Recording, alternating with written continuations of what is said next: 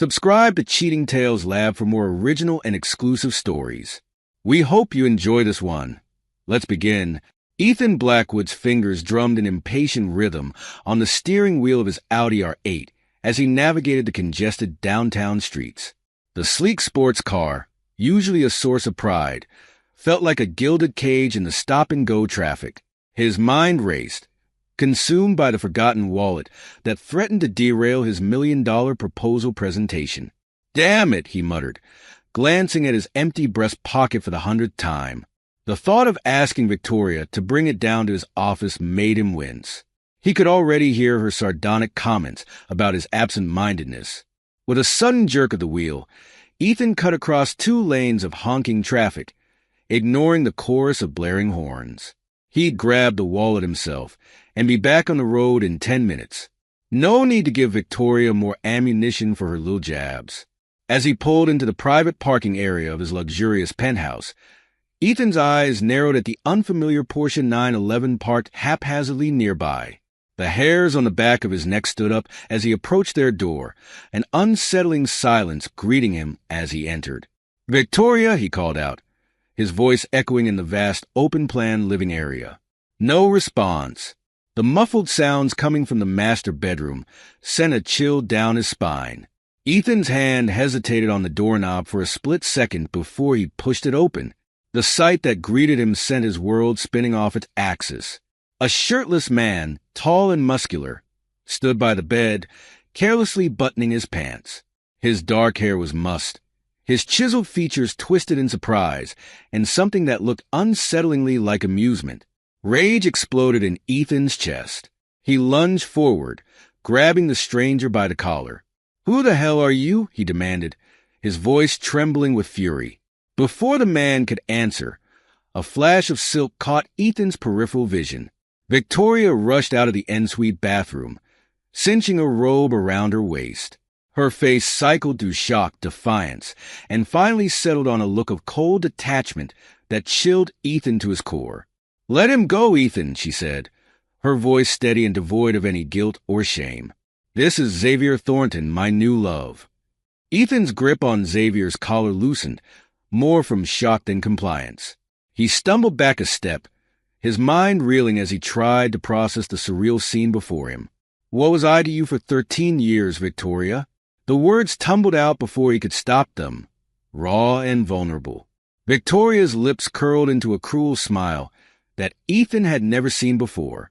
It transformed her beautiful face into something alien and malevolent. "A tool, Ethan," she replied, her voice dripping with disdain. "Just a surviving tool. Xavier here is everything you're not, passionate, spontaneous, and exciting." Each word was a dagger, precisely aimed to inflict maximum pain. Ethan felt his chest constrict, struggling to draw breath as the full weight of her betrayal crashed down upon him. Fury coursing through his veins, Ethan ordered them both out of his house. As Victoria gathered her things, she hissed, "I'll make sure you regret this decision, Ethan. You have no idea what I'm capable of." The threat hung in the air as Victoria and Xavier left, the sound of the Porsche's engine fading into the distance. Ethan stood alone in the bedroom, his world shattered around him. The following days passed in a blur for Ethan. He moved through the prestigious architecture firm like a ghost, going through the motions but feeling utterly disconnected. Every sympathetic glance, every hushed conversation that stopped abruptly when he entered a room, felt like salt in his still raw wounds.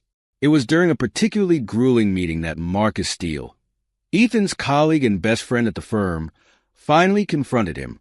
As the other partners filed out of the conference room, Marcus hung back, concern etched deep in the lines of his face. "Ethan, what's going on with you, man?" Marcus asked, his voice low and urgent. "You've been off your game all week.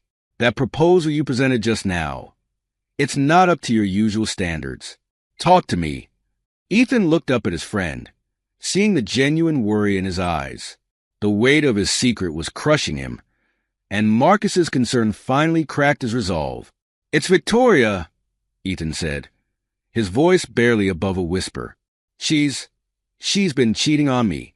I walked in on them, Marcus, in our bed." Marcus's eyes widened in shock, then narrowed in anger. Jesus, Ethan, I'm so sorry. What are you going to do?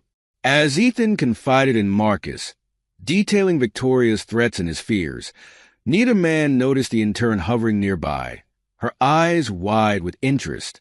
By the end of the day, the entire firm would be buzzing with whispers about Ethan Blackwood's scandalous divorce. Meanwhile, Victoria and Xavier began their campaign of harassment against Ethan. They spread malicious rumors in their social circle, claiming Ethan was abusive and controlling. Victoria reached out to Ethan's clients, attempting to tarnish his professional reputation with false accusations. The attacks came from all sides, leaving Ethan reeling. His phone buzzed constantly with messages from concerned friends and colleagues, asking about the rumors. Clients called, demanding explanations for accusations they'd heard. Ethan found himself constantly on the defensive, struggling to maintain his composure and his reputation. As the pressure mounted, Ethan felt increasingly cornered and desperate. The final straw came when he received a call from his bank. Victoria had drained their joint accounts, leaving him nearly penniless. This last betrayal ignited a fierce desire for revenge within Ethan. He realized that playing defense wasn't enough. He needed to fight back. With renewed determination, Ethan reached out to his old college friend, Olivia Chun, now a private investigator. They met at a quiet cafe, away from prying eyes. "Olivia, I need your help," Ethan said, his voice low and urgent. "I need you to dig into Victoria and Xavier's backgrounds. There has to be something I can use against them." Olivia studied him carefully, noting the dark circles under his eyes and the tension in his jaw. "This isn't like you, Ethan." Ethan's eyes hardened. "They've left me no choice, Liv. Victoria's trying to destroy everything I've built. I need to protect myself." Olivia nodded slowly. "All right, I'll see what I can find. But Ethan, be careful. Revenge can be a double-edged sword." As Olivia began her investigation, Ethan felt a glimmer of hope for the first time since his world had imploded. He didn't know what Olivia would uncover, but he was certain of one thing. He wouldn't go down without a fight. The spark of revenge had been ignited, and Ethan was ready to fan it into a roaring flame. Olivia Chun sat in her dimly lit office, surrounded by stacks of files and the soft glow of multiple computer screens. Her fingers flew across the keyboard, eyes darting between documents as she pieced together the puzzle of Victoria Blackwood and Xavier Thornton's lives. The deeper she dug, the more her brow furrowed. This was no simple case of infidelity. It was a tangled web of deceit that stretched back years. Her phone buzzed. Ethan's name flashed on the screen. "What have you found?" His voice was taut with barely contained tension. Olivia leaned back in her chair, rubbing her eyes. "You might want to sit down for this, Ethan. It's not good." She heard a sharp intake of breath on the other end of the line. "Just tell me, Liv." "All right," she said, pulling up a series of documents on her main screen. "Let's start with your wife's lover. Xavier Thornton? That's not his real name. He's actually Xavier Reeves, a known con artist. He's got a history of seducing wealthy women and swindling them out of their money. He's been operating under the radar for years, always managing to stay one step ahead of the law." Ethan's silence was deafening. Olivia continued, her voice softening slightly. "And Victoria, I'm sorry, Ethan, but she's not who you thought she was either. I've uncovered a pattern of infidelity going back at least 5 years. But that's not the worst of it. She's been involved in several fraudulent business dealings. Shell companies, embezzlement, the works." "Jesus Christ," Ethan muttered. How did I not see any of this?" Olivia's heart ached for her friend. "These people are professionals, Ethan. They're experts at hiding their tracks. But now we know, and that gives us an advantage." There was a long pause before Ethan spoke again, his voice hardening with resolve. "You're right. Knowledge is power. Send me everything you've got. It's time to fight back." As Olivia compiled her findings into a secure file, her mind raced with the implications. This wasn't just about helping a friend anymore. They were dealing with dangerous criminals. She made a mental note to beef up her own security measures. If Victoria and Xavier got wind of her investigation, things could get ugly fast. Across town, Ethan sat in his sparsely furnished apartment, staring at the laptop screen as Olivia's report populated with document after damning document. Each new revelation felt like a physical blow, but with each hit, his resolve strengthened. He reached for his phone, scrolling through his contacts until he found the name he was looking for. Liam Blackwood, his tech-savvy cousin. If anyone could help him gather the electronic evidence needed to bring Victoria and Xavier down, it was Liam. The phone rang twice before a cheerful voice answered. "Ethan, long time no hear, cuz." "What's up?" Ethan's grip tightened on the phone. "Liam, I need your help. It's bad. Really bad."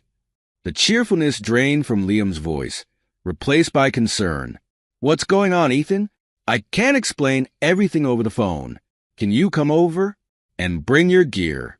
We've got some digital digging to do." There was a pause. Then Liam's voice came back, firm and determined. "I'm on my way. Hang tight, cuz. Whatever this is, we'll figure it out together." As Ethan ended the call, he felt a glimmer of hope for the first time in weeks. With Olivia's investigative skills and Liam's technical expertise, they had a fighting chance. Victoria and Xavier had no idea what was coming for them. He turned back to the laptop, steeling himself to dive deeper into the sordid details of his wife's double life. Each revelation stoked the fire of his determination. They wanted to play dirty? Fine. He'd show them just how dirty he could get. The following weeks saw Ethan Blackwood undergo a transformation to the outside world. He appeared a broken man, stumbling through his days in a haze of despair. His colleagues at the architecture firm whispered behind his back, their faces etched with a mixture of pity and morbid fascination. But behind closed doors, a different Ethan emerged. With Liam hunched over multiple laptops and Olivia poring over stacks of documents, Ethan's apartment had become a war room. The walls were covered with timelines, connections, and strategies, all aimed at one goal: bringing Victoria and Xavier to justice. "We need to lure them into a false sense of security," Ethan mused, pacing the length of the living room. "Make them think they've won completely." Liam looked up from his screen, eyebrows raised. "You sure about that, cuz? It's gonna mean taking some hits to your reputation." Ethan's jaw clenched. "My reputation's already in tatters thanks to their smear campaign. At least this way, it serves a purpose." Olivia nodded approvingly. "It's a smart play. If they think you're defeated, they might get sloppy, make mistakes." And so, Operation Broken Man began. Ethan started showing up to work disheveled, his eyes red-rimmed as if from crying or drinking. He fumbled presentations, missed deadlines, and generally gave the impression of a man on the verge of a complete breakdown. The whispers in the office grew louder. "Poor Ethan," they'd say. "He's really lost it since Victoria left him." Meanwhile, Victoria and Xavier reveled in their apparent victory. They were spotted at high-end restaurants, luxury boutiques, and exclusive clubs, spending Ethan's money with reckless abandon. Their laughter echoed through the social circles they once shared with Ethan, each public appearance another twist of the knife. But Ethan wasn't as broken as he appeared. Every night he, Liam, and Olivia worked tirelessly, building their case piece by piece. Liam's technical wizardry uncovered a trail of digital breadcrumbs linking Victoria and Xavier to their fraudulent activities. Olivia's network of contacts provided crucial pieces of the puzzle, filling in gaps and corroborating evidence. As their case grew stronger, Ethan realized they needed more. Victims' testimonies could be the nail in the coffin for Victoria and Xavier's operations. With Olivia's help, he began reaching out to those who had fallen prey to the duo's schemes. One name stood out: Sofia Alvarez, Victoria's former business partner.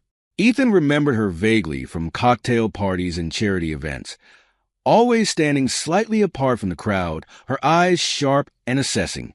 He'd always assumed she and Victoria had simply had a falling out. Now, he suspected there was much more to the story. Arranging a meeting with Sophia proved challenging. She was understandably wary, having been burned by Victoria before. But Ethan's persistence paid off, and she finally agreed to meet him at a quiet cafe on the outskirts of town. Sophia arrived precisely on time, her posture rigid and her eyes guarded. She slid into the booth across from Ethan, studying him carefully. "Mr. Blackwood," she said, her voice cool and measured. "I must admit, I was surprised to hear from you. What exactly is it you want from me?" Ethan leaned forward, his voice low and urgent. "The truth, Ms. Alvarez. About Victoria. About what really happened between you two." Sophia's eyes widened slightly, a flicker of pain crossing her face before she schooled her features back into neutrality. "And why should I dredge up ancient history? What's done is done." "Because it's not ancient history," Ethan replied, sliding a folder across the table. "It's happening again. Victoria and her new partner, Xavier, are running the same schemes. They've already hurt people. They'll keep hurting people unless we stop them."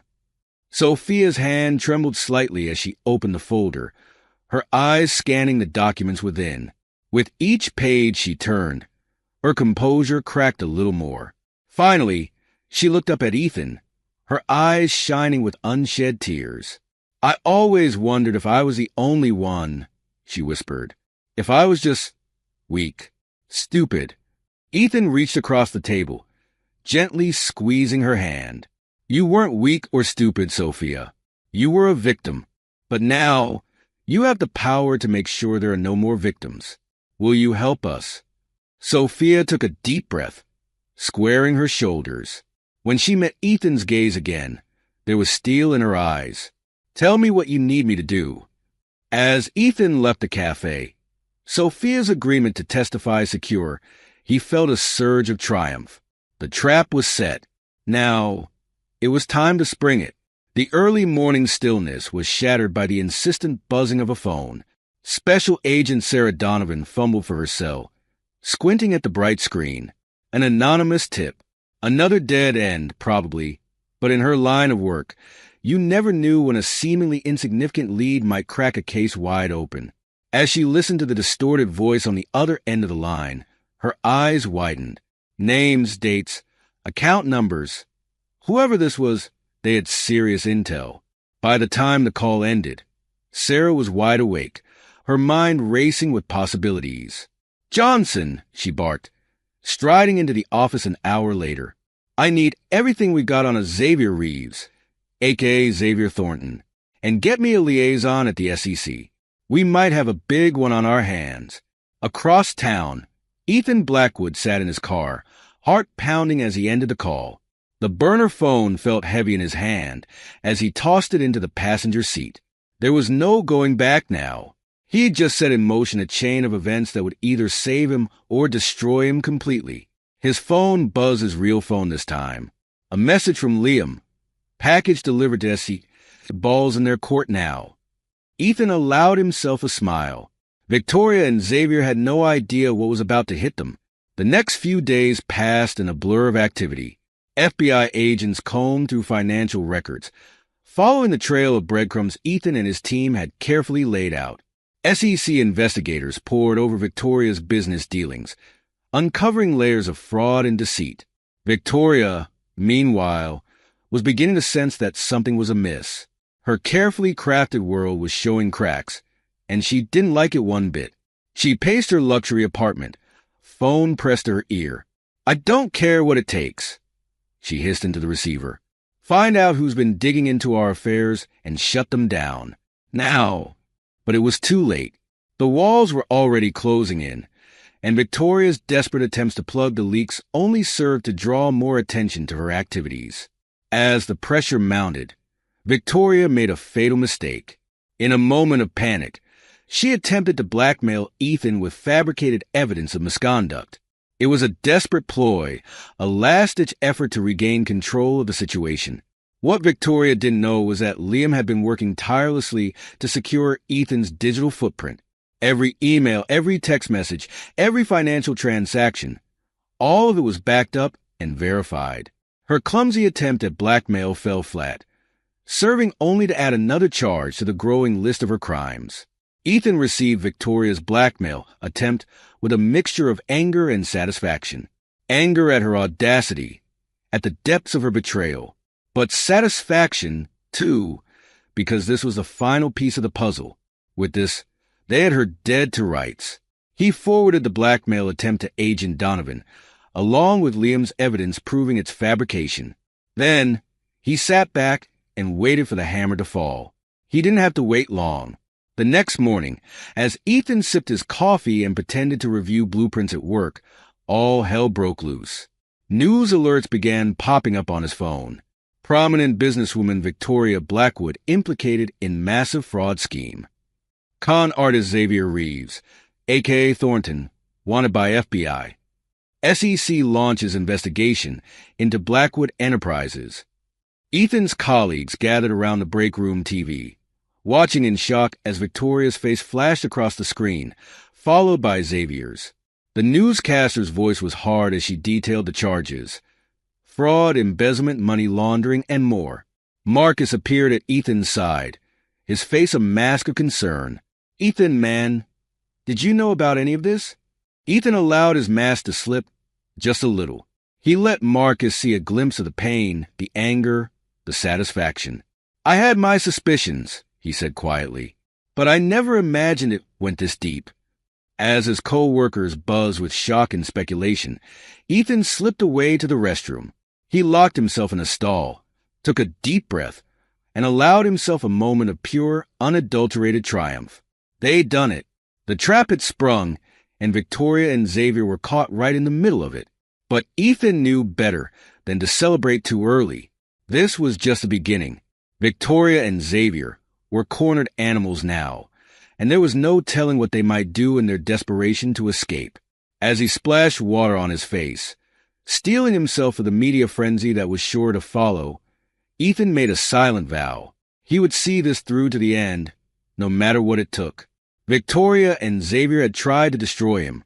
Now, they would learn the true meaning of destruction.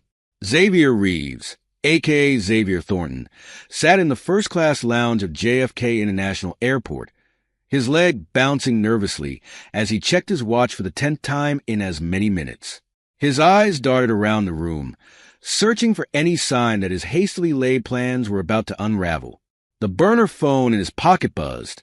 He fished it out with trembling hands, his heart rate spiking as he read the message from his contact. FBI en route. ETA 10 minutes. Get out now. Shit, Xavier muttered, shoving the phone back in his pocket and grabbing his carry-on. He'd known the walls were closing in, but he hadn't expected them to move this fast. He should have left days ago, but the promise of one last big score had been too tempting to resist.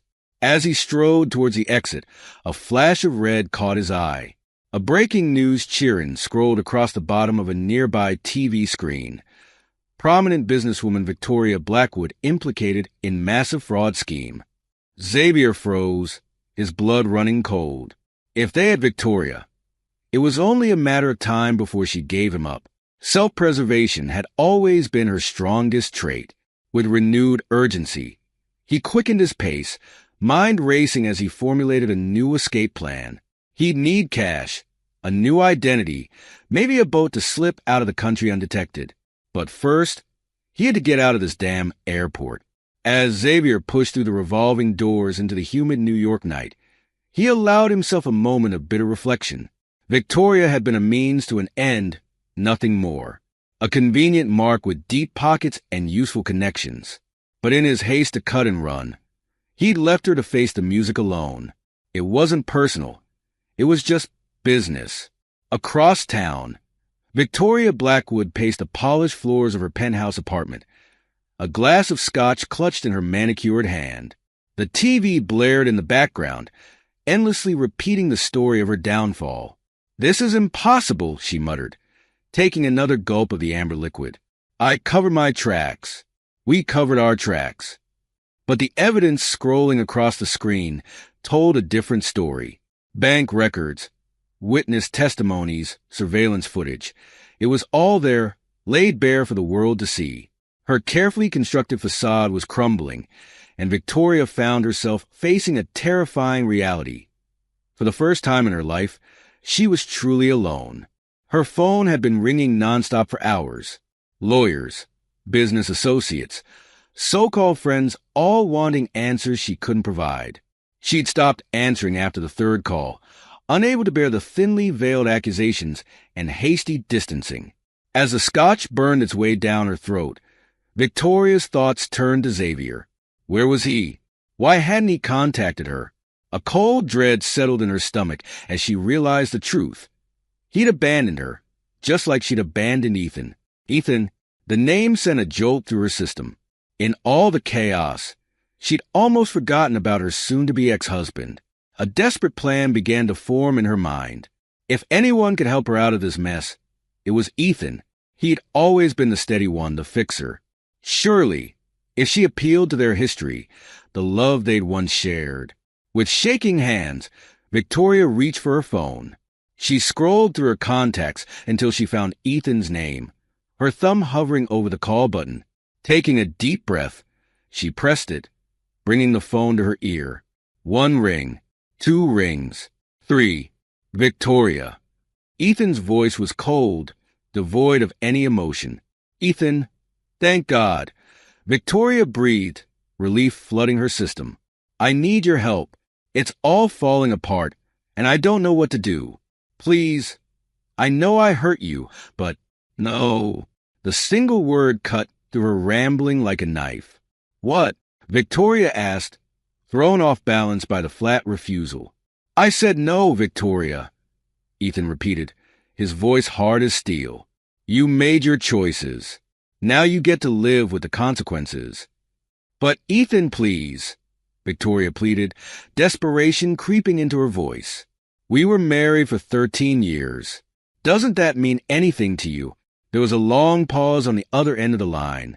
For a moment, Victoria dared to hope.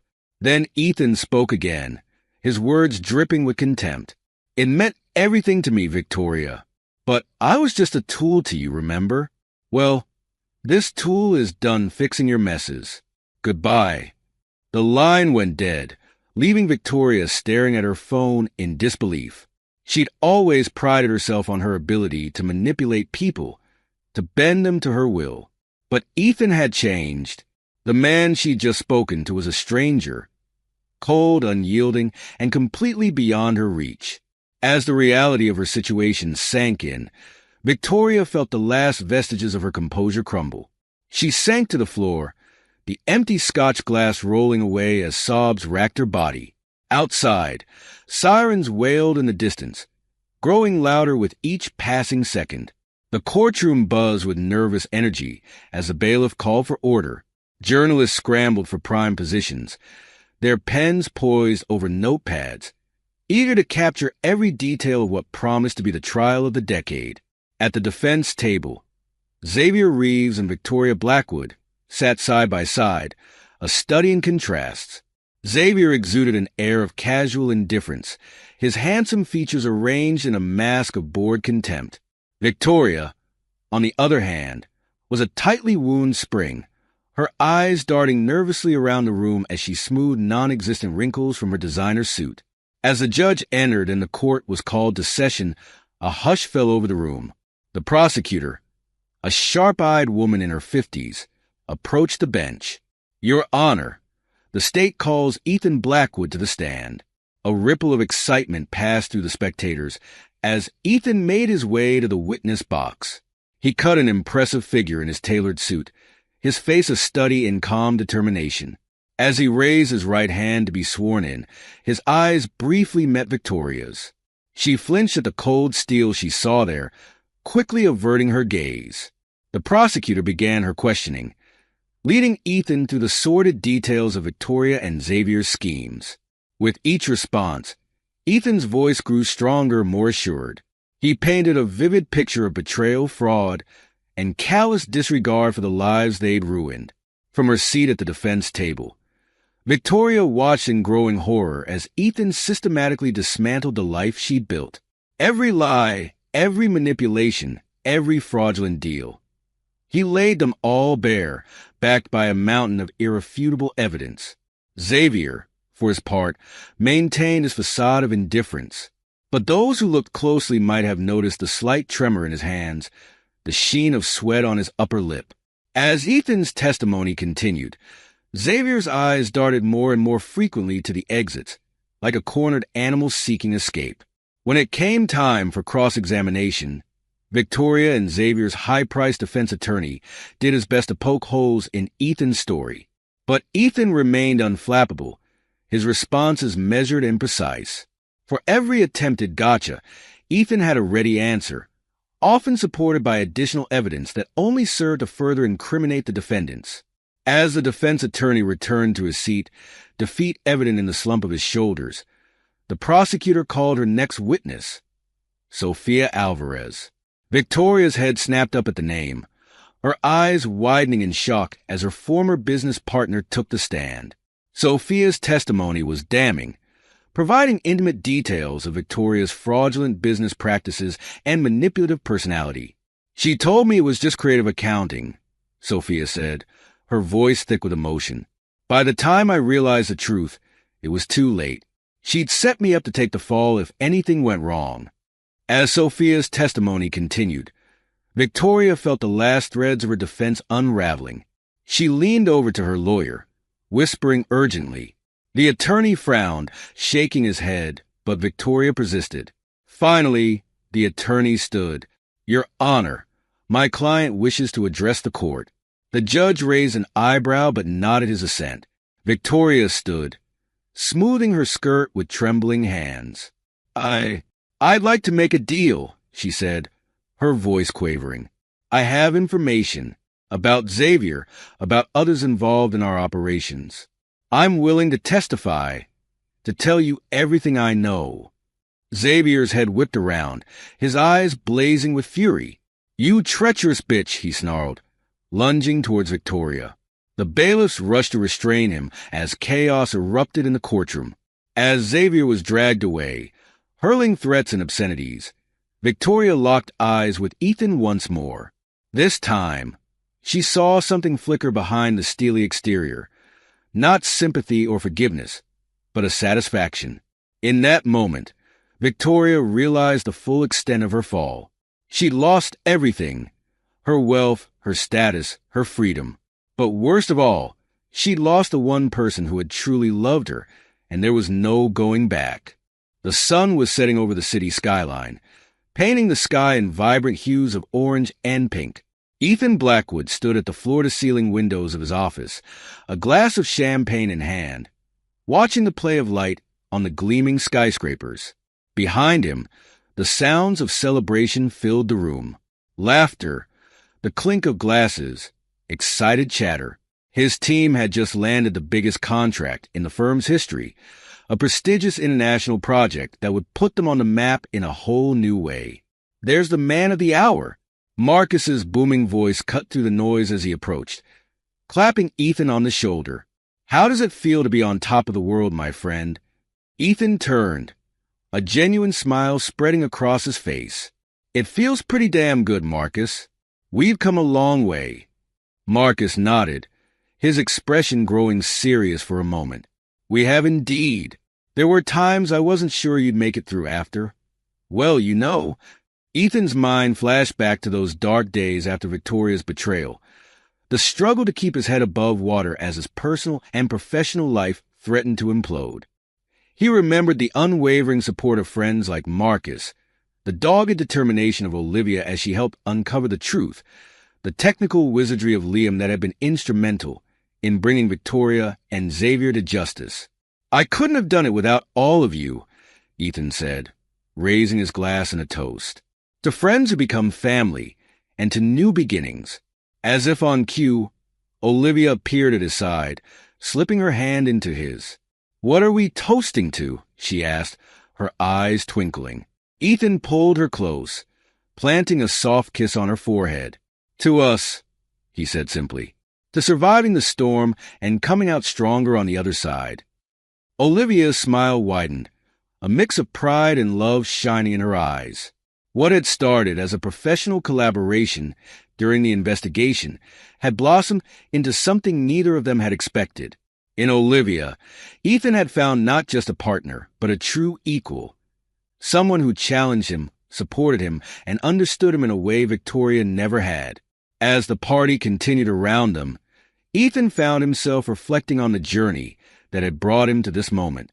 The pain of betrayal, the thirst for revenge, the long nights spent building a case against those who had wronged him. It all seemed like a lifetime ago. Victoria and Xavier were serving long prison sentences, their empire of lies and fraud dismantled. The victims of their schemes, including Sofia Alvarez, had received restitution and a measure of justice. And Ethan had emerged from the crucible stronger, wiser, and more appreciative of the true riches in his life. "Penny for your thoughts?" Olivia asked, squeezing his hand gently. Ethan shook his head, chuckling softly, just thinking about how sometimes the best revenge is living well.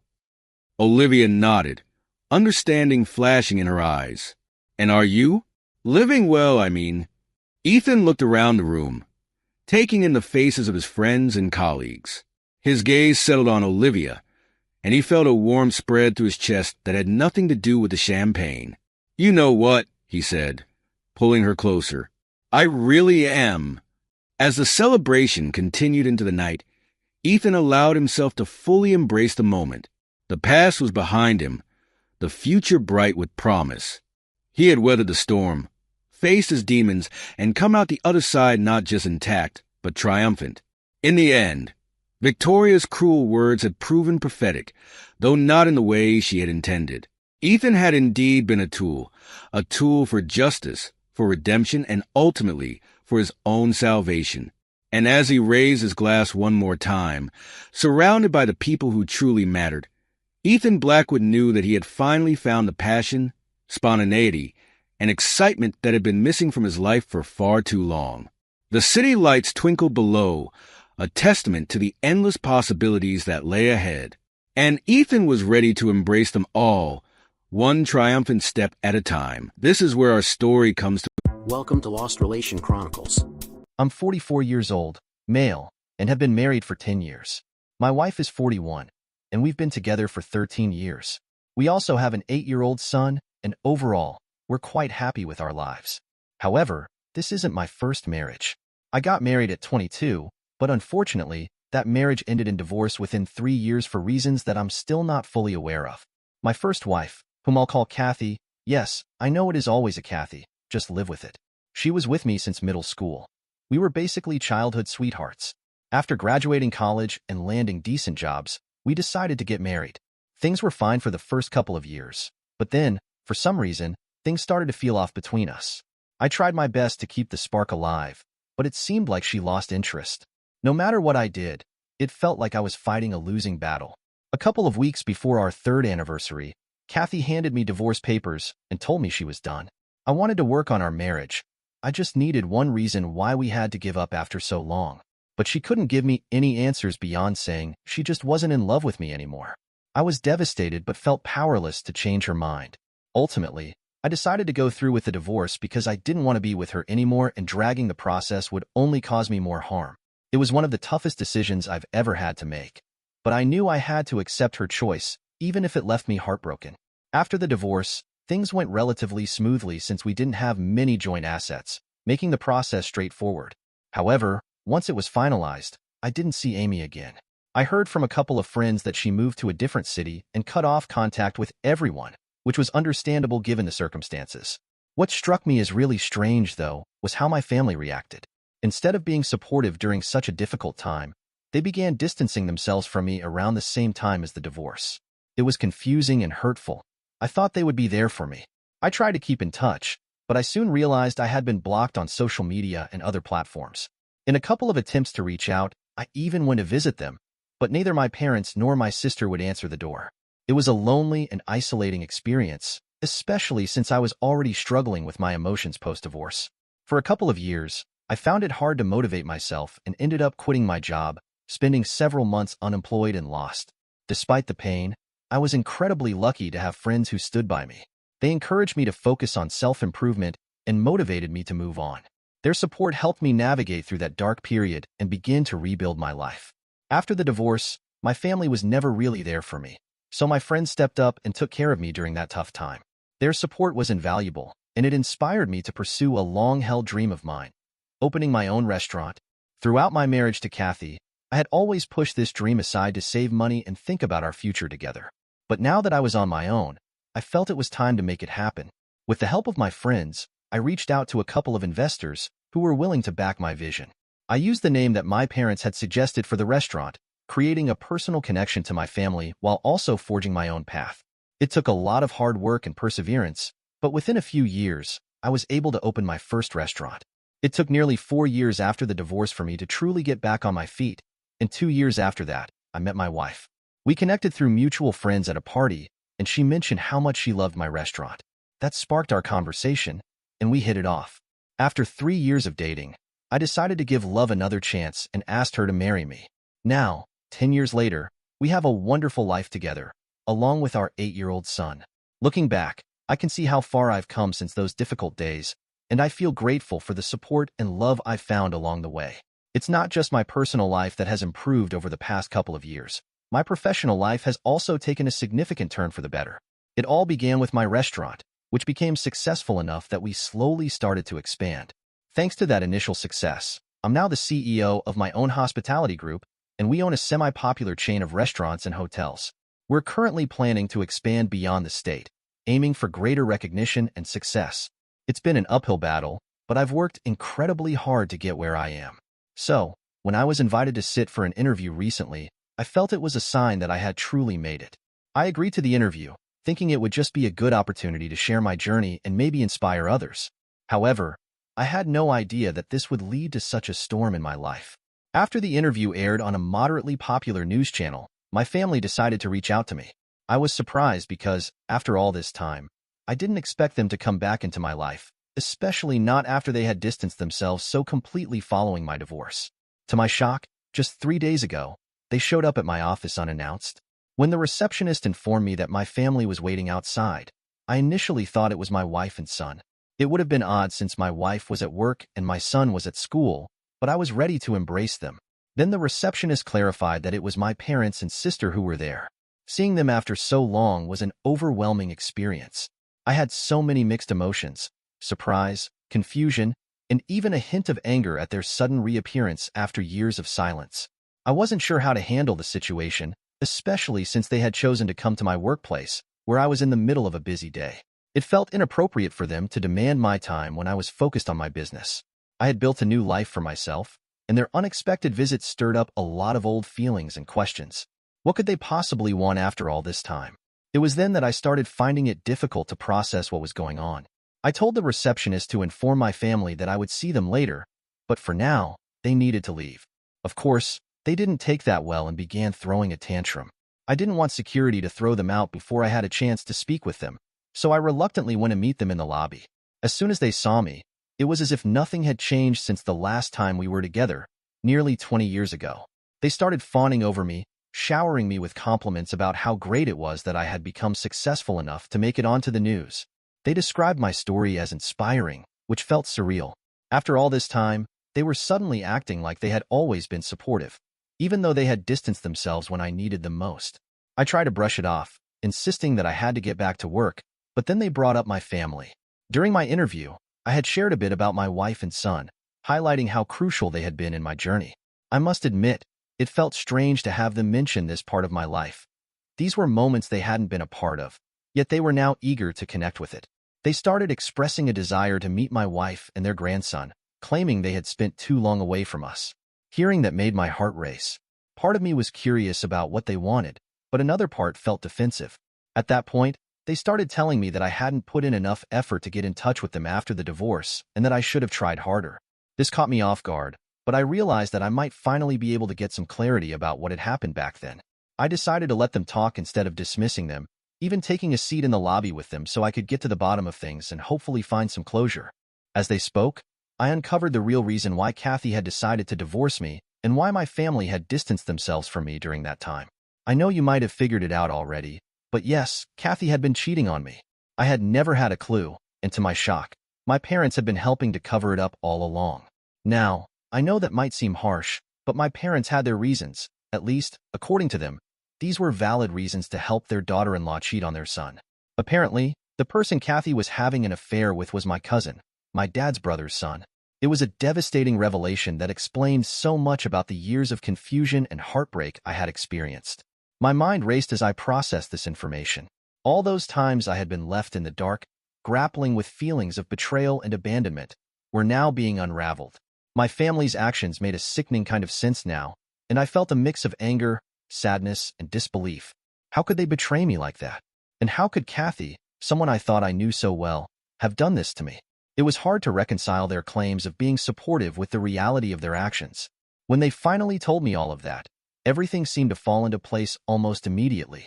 It made sense why they had helped her, why I hadn't been invited to any family events for the past 20 years, and why I had been completely cast aside for no fault of my own. My cousin, let's call him Carl, was a spoiled, entitled brat, and I had always disliked him. Unfortunately, because his mother had passed away when he was just 6 months old, my family seemed to think he deserved a free pass for everything he did. Throughout his life, nobody had bothered to teach him how to behave, and he always got away with everything. It didn't help that my uncle was my dad's boss since he had started the family business and my dad had joined him later. After my marriage, when Carl decided he wanted to be with Kathy and she was on board with it too, my family felt they had no choice but to help them out. They couldn't risk my uncle's anger, and putting their relationship with me at risk was an easily justifiable sacrifice in their eyes. They explained that after the divorce, my uncle made it very clear that he didn't want anyone in the family to have any contact with me at all, including my parents and sister. It felt like a dagger to my heart, realizing that the people who were supposed to support me had chosen to protect someone who had hurt me deeply instead. I was left feeling completely betrayed, not just by Kathy, but by the family I had always thought would stand by me. Apparently, my family had tried to protest when Kathy first started pulling away from me, but then she announced that she was pregnant with my child. That was the turning point. They felt they had no choice but to cut ties with me if they ever wanted to have any relationship with their grandkid. It's hard to believe that I was never notified about Kathy's pregnancy when she filed for divorce. She had moved out long before it was finalized, so I had no clue that I had become a father long before my son was born. To add to the shock, I learned that I have a daughter who is almost 20 now, and she has never even known me. She thinks Carl is her real father. The enormity of this revelation was overwhelming. It felt surreal, like I was being told a story rather than receiving the reality of my life. I had spent years trying to understand the pain of my past, only to find out that my family had essentially cut me off in favor of having a relationship with their grandchild and, in their minds, maintaining job security. I felt a mix of anger and betrayal. They had made a cowardly choice, prioritizing their own comfort over standing by me during a tumultuous time in my life. All those years of silence, isolation, and questioning my worth, only to learn that it was all because they wanted to protect their own interests. They could have easily approached me with the truth and allowed me to deal with the situation, but instead, they chose to let fear of my dad's brother dictate their actions, as if he could do any real harm beyond firing my father from the business. Even in that case, my dad could have retaliated with a lawsuit. As for not telling me about Kathy's pregnancy and the fact that I have a daughter, I can't fathom any justification for that. For 20 years, they kept this secret and never spoke up until they discovered I was doing well in life. Suddenly, they were filled with remorse and wanted to make amends. Unfortunately for them, I saw right through their act. Once they finished telling me everything, I told them I needed them to leave because, at that moment, I couldn't find it in my heart to forgive them. I tried to remain civil since we were in the lobby of my workplace and I didn't want to cause a scene, but I couldn't expect them to behave similarly. When I expressed my desire for them to leave, they immediately started whining, insisting that I needed to consider where they were coming from and how difficult the situation had been for them as well. I told them I knew for a fact that they were reaching out to me now solely because I had found success and they wanted a piece of it. They vehemently denied it, with my sister even going so far as to claim that I owed my success to them.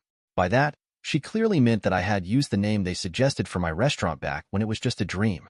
I found it incredibly bold for her to make such a claim, especially considering I hadn't received any of their support over the years. I had built everything on my own, with help from my friends, not them. Merely suggesting a name didn't give them the right to take credit for my achievements, and it was such a ridiculous notion that I ended up laughing at her. I told her that if she and my parents didn't leave immediately, I would have them forcibly removed from the building. They immediately started arguing, insisting they weren't going anywhere until we cleared the air. But honestly, I wasn't interested in that. So I followed through with my threat and had them thrown out by security. They were naturally upset during the ejection, trying to tell me they had no choice in this matter, but I didn't buy it. They definitely had a choice. They just made the wrong one, and now they have to face the consequences.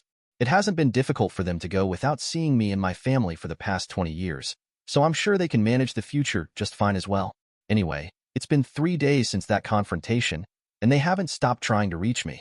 They've been texting me on social media, sending emails to my work address, and even showing up at my office, though they haven't had the nerve to come inside again. There's been a noticeable shift in their attitude. Now, all their messages are filled with apologies. Even when I see them waiting outside my workplace, they look genuinely upset and hopeful for a chance to talk, but I just drive by and ignore them. To be honest, it's reached a point where I almost feel a bit sorry for them.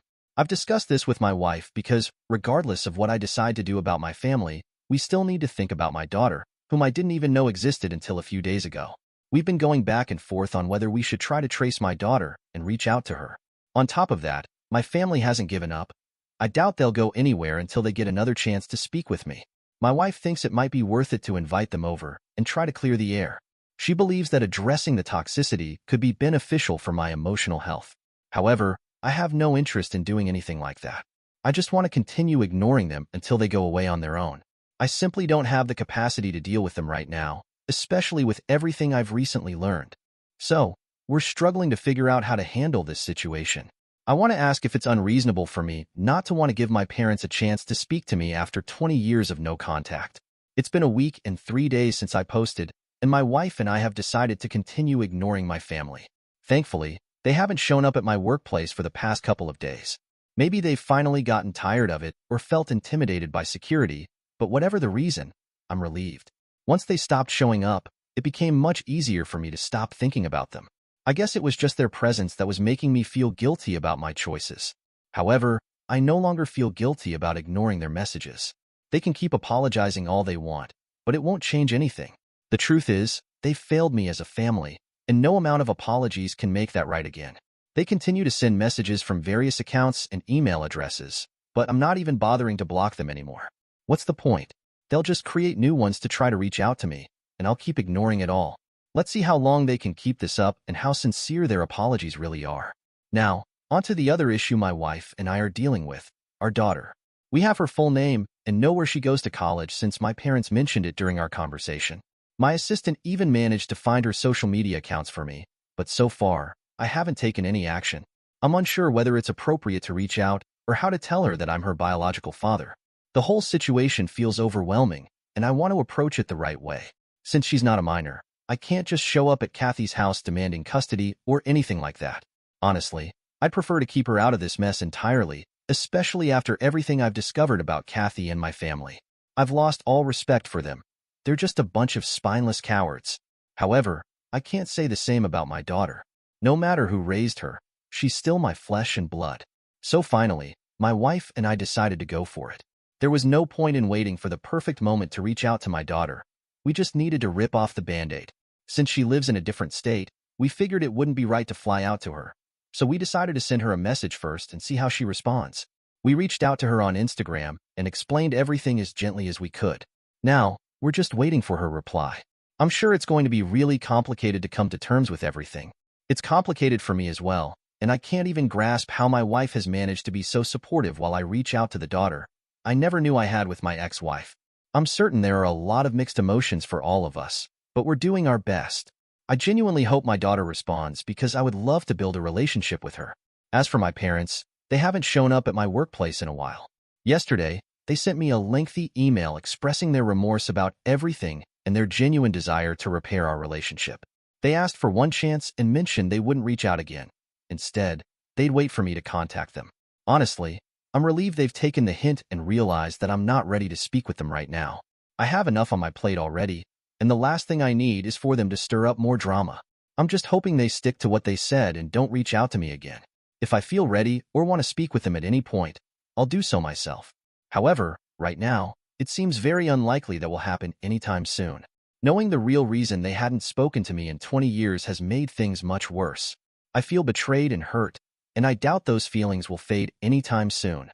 At least one good thing came from this. I discovered I have a daughter, and I really hope she decides to give our relationship a chance. I haven't told my son yet, just in case she doesn't want to talk to us. I wouldn't want to give him false hope. But if things go well, he might find a sister in her, and I could get to know the daughter I never knew I had. I'm just overwhelmed with emotions right now, trying hard to keep it all together. So almost 2 weeks ago, I reached out to my daughter on social media and sent her a message explaining everything about who I am and how we're related. After waiting for 2 weeks, I finally got a text back today. She didn't say much, just that she spoke to her mother about me after my message and found out that I'm her biological father. Obviously, this must have come as a shock to her because for the past 20 years, she believed that Carl was her biological father and had no idea she wasn't his daughter. She also learned the real story about how her mother and I ended up in this situation, and she told me that she would like to meet me and my family. So, we're all flying out to see her this weekend since she isn't speaking to her family right now and doesn't have the funds to come see us. She didn't go into detail, but when she confronted Kathy about my message, Kathy initially tried to deny it. Eventually, she was forced to tell her the truth. I haven't heard from Kathy yet, and I really hope she doesn't contact me because I don't want to speak to her. Unfortunately, my family broke their promise immediately and started trying to talk to me as soon as they learned I had reached out to my daughter. Apparently, my uncle was furious that I found out about the situation. Naturally, he has reason to be upset since they spent 20 years trying to ensure I never discovered the truth, fearing I would cause trouble in their lives. Now that I finally know, my uncle is holding my parents accountable for everything. To complicate matters, my dad no longer works for my uncle, as he is now independent, yet he seems terrified of his older brother. He has been begging me to tell my uncle or Carl, or anyone else, that they had nothing to do with this and that I discovered the truth on my own. Somehow, even if I did tell my family that I found out on my own, I think it's highly unlikely anyone would believe it. They're the only ones who would do something like this, and since I haven't been close to most of my family and they haven't bothered to speak to me in the past 20 years, it's funny how desperate they're acting right now just to maintain their relationship with my uncle. But honestly, I don't really care. It was because of them that I didn't have a relationship with my daughter for 20 years, so I think this is really the least they can do. My family and I finally met my daughter. It was weird at first, then really emotional, but mostly it was just beautiful. She seems to be a genuinely kind and good person, which is surprising considering she was raised by two of the cruelest and most horrible people I know. But I guess they did a decent job raising her, or maybe it's just her own innate nature. Regardless, she seems to be really intelligent and mature. We had a long chat about how things were going with Kathy and her father. She told me that, naturally, they weren't on board with her meeting us, but she didn't care. After finding out the truth, she realized she simply didn't care what her parents thought. They haven't had any other children after her, so she doesn't think she'll abandon them forever, but she's definitely planning to distance herself from them for a while to process everything. She mentioned that she needs some time to start building a relationship with me as well, and I completely understand where she's coming from. Overall, we had a really nice time together, and she seemed to get along well with my wife and her half-brother. We had dinner, during which she revealed that my parents, her grandparents, had been in touch with her all along. She always found it strange how emotional they were about her, considering they weren't her actual grandparents. Now it all makes sense why they were so attached to her. However, after everything she's discovered, she sees all of them in a different light, and so do I. I can completely understand how she feels. Well, maybe not entirely since I'm much older, and she's just 20, but I can imagine it's a lot harder for her. She's been lied to her entire life by the people she thought were the closest to her, and that must be incredibly difficult to reconcile. Both of us are going to have to work on this, and I'm hopeful that the future will be better. I know it has to be because we're committed to making it the best it can be. What truly brings me joy is that the meeting went well, and my family seems to be content with everything that has happened, as do I. I feel quite at peace with the situation, regardless of what my family or Kathy and Carl have done. What matters most is that after so many years, we finally have a chance to make things right, and I'm determined to make the most of that opportunity.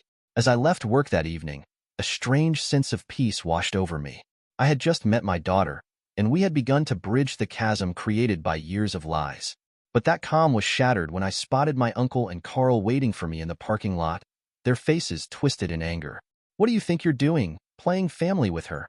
My uncle spat, venom dripping from his words. "You're nothing to her, just a biological accident." Carl stepped forward, fists clenched and ready to fight. "You don't get to waltz back into her life after all these years. Stay away from her, or you'll regret it."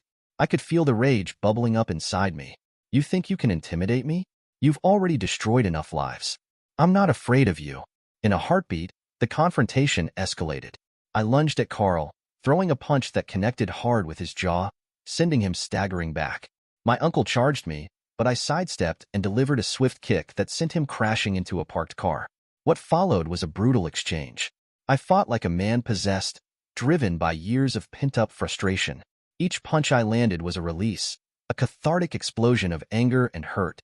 I could see the shock on their faces as I unleashed everything I had. In mere moments, they were on the ground, gasping for breath. The sight of them, bruised and defeated, felt like justice for all the years of betrayal they had inflicted upon me. I stood over them, my chest heaving with adrenaline. "Consider this a warning," I said, my voice low and steady. "Stay out of my life, and stay away from my daughter. She deserves better than the lies you've fed her." Just as the weight of my anger began to lift, I heard sirens approaching. I turned to see the police arriving, summoned by onlookers who witnessed the scene. I stood there, still buzzing from the fight, as they handcuffed my uncle and Carl, their faces a mix of humiliation and fury. They were charged with trespassing and criminal intimidation, their threats now a joke. I took a deep breath and pulled out my phone to call my parents. I knew I needed to make my boundaries clear. "Stay away from me and my family. You've done enough damage. I'm cutting ties with all of you. This is the last time I'll ask." I hung up feeling a strange mix of relief and finality.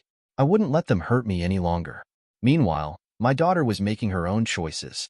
After hearing the full story of the deception and manipulation from her adoptive family, she decided to cut ties with them, too.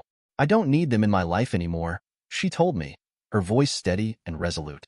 "They lied to me for so long. I want to start fresh with you and your family." In that moment, I felt a weight lift from my shoulders. I had fought for something real and meaningful, and now we had a chance to build a future together, free from the shadows of betrayal. Together, we would forge a new path, and this time, we wouldn't look back. Dear listeners, please share your thoughts in the comments section below, and don't forget to like, share, and subscribe. Subscribe to Cheating Tales Lab for more original and exclusive stories. We hope you enjoy this one. Let's begin. The sound of my pen scratching against paper filled the otherwise silent room as I made final adjustments to the blueprint spread before me. I'd been at it for hours, perfecting every line, every angle. The clock on my desk showed 2:37 a.m., but time held little meaning when I was absorbed in my work. I am Felix Marlowe, a successful architect in my 40s. At least, that's what people say. Success is relative, I suppose. I built a career on precision and control, traits that have served me well in crafting structures that stand the test of time. If only relationships were as easy to blueprint and construct. A soft creak from the hallway caught my attention. Mila, my 11-year-old daughter, appeared in the doorway, rubbing sleep from her eyes. "Daddy, why are you still up?" I set down my pen and gestured for her to come closer. "Just finishing up some work, sweetheart. What are you doing out of bed?" She climbed onto my lap, her warmth a stark contrast to the cold emptiness I'd been feeling. "I had a bad dream. Can I stay with you for a bit?" I nodded. Mila was the one pure thing in my life, untouched by the growing tension that threatened to tear apart the carefully constructed facade of our family. "Where's Mom?" Mila asked, her voice muffled against my chest. I glanced at the clock again. 2:41 a.m. "She's at a work event. Fashion never sleeps, you know." The lie tasted bitter on my tongue. Lena, my wife of 15 years, was indeed at a work event, but the frequency of these late-night engagements had been increasing, and with them, my suspicions. Lena was a striking woman, a fashion designer whose star was rapidly ascending. At 35, she was in her prime, both personally and professionally. I'd watched her career flourish over the past few years, a stark contrast to my own plateau. The resentment I felt was a constant companion, one I tried desperately to ignore. As I held Mila, my mind wandered to earlier that evening. Lena had breezed out the door in a whirlwind of perfume and stilettos, barely sparing me a glance. "Don't wait up, darling," she called over her shoulder. "Big presentation tomorrow. I'll be working late." I'd nodded, forcing a smile. "Good luck," I'd replied, the words hollow even to my own ears. Now, hours later, I found myself questioning every interaction, every missed dinner, every secretive phone call. The doubts that had been gnawing at the edges of my mind were growing stronger, threatening to consume me. Daddy, Mila's voice pulled me from my thoughts. Can we have pancakes for breakfast? I smiled, grateful for the distraction. Of course, sweetheart. Now, let's get you back to bed.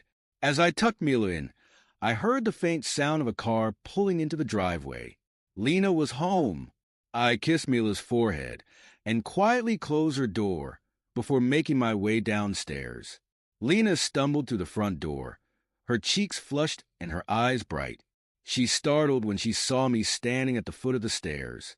Felix, I thought you'd be asleep by now. I shrugged, keeping my voice neutral. Had some work to finish up. How was your event? She waved her hand dismissively, dropping her purse on the entryway table. Oh, you know how these things are. Lots of schmoozing, lots of champagne. I'm exhausted. I watched as she kicked off her heels, noting the slight sway in her stance. You should get some rest. Mila wants pancakes for breakfast. Lena's eyes widened slightly. Oh, I have an early meeting. I won't be able to join you. I nodded, unsurprised. Of course. Good night, Lena. As I turned to head back upstairs, Lena called out, Felix, is everything okay? I paused, my hand on the banister. For a moment, I considered confronting her, demanding answers to the questions that plagued me. Instead, I forced another smile. Everything's fine, just tired. Good night. I lay awake in bed, listening to Lena's movements in the bathroom. The sound of running water, the clink of bottles, the rustle of fabric. Each noise felt amplified, a reminder of the growing distance between us. As Lena slipped into bed beside me, I kept my eyes closed, feigning sleep. She didn't reach out to touch me, and I didn't move to embrace her.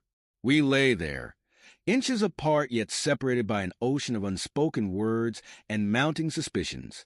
The weeks following that sleepless night blurred together in a haze of suspicion and barely contained anger. I threw myself into my work, burying my unease under piles of blueprints and client meetings. But even as I drafted perfect structures on paper, I couldn't ignore the cracks forming in the foundation of my own life. It was Mila who unknowingly provided the catalyst that turned my suspicions into a cold, hard reality. We were having dinner, just the two of us. Lena was away on what she claimed was a business trip. Mila was chattering away about her day at school when she dropped the bombshell. Oh, and Daddy? I saw Mom yesterday at the park. She was with a man I didn't know. I waved, but I don't think she saw me. The fork I was holding clattered to my plate. What man, sweetheart? What did he look like? Mila shrugged, oblivious to the turmoil her words had unleashed. I don't know. Tall, I guess. They were laughing a lot. I forced a smile, not wanting to alarm her. I'm sure it was just a work colleague, honey. Eat your vegetables.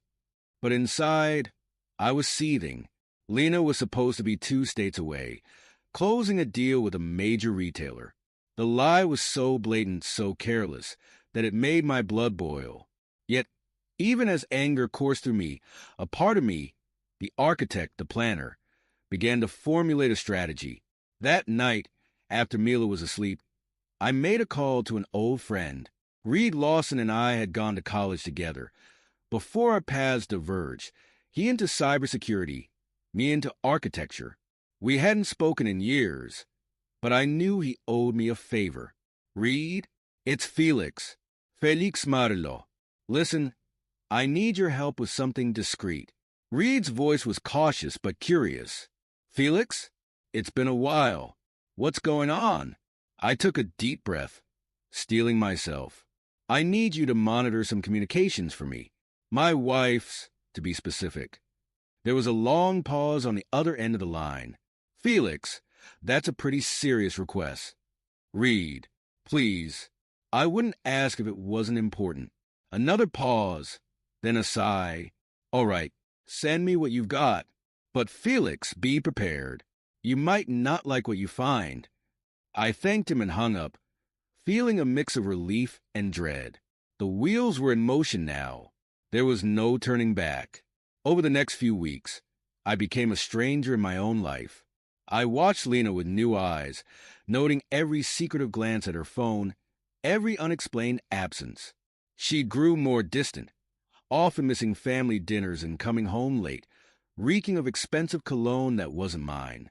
Reed's reports started trickling in, encrypted messages, carefully worded emails, all pointing to one name, Diego Leclerc, a photographer, apparently. They discussed future plans and next steps, their conversations maddeningly vague yet unmistakably intimate. I threw myself into my work with renewed vigor, channeling my turmoil into complex designs and ambitious projects. To the outside world, I was the picture of calm efficiency, but inside, I was unraveling. One night, as I sat in my home office poring over Reed's latest report, I caught sight of my reflection in the window. The man staring back at me was a stranger, eyes sunken, jaw clenched, a permanent furrow etched between his brows. For a moment, I hardly recognized myself. Is this what I've become? I wondered. A man reduced to spying on his own wife? But then I remembered Mila's innocent words, Lena's careless lies. No, this wasn't about me anymore. This was about protecting what was mine, my daughter, my assets, my life.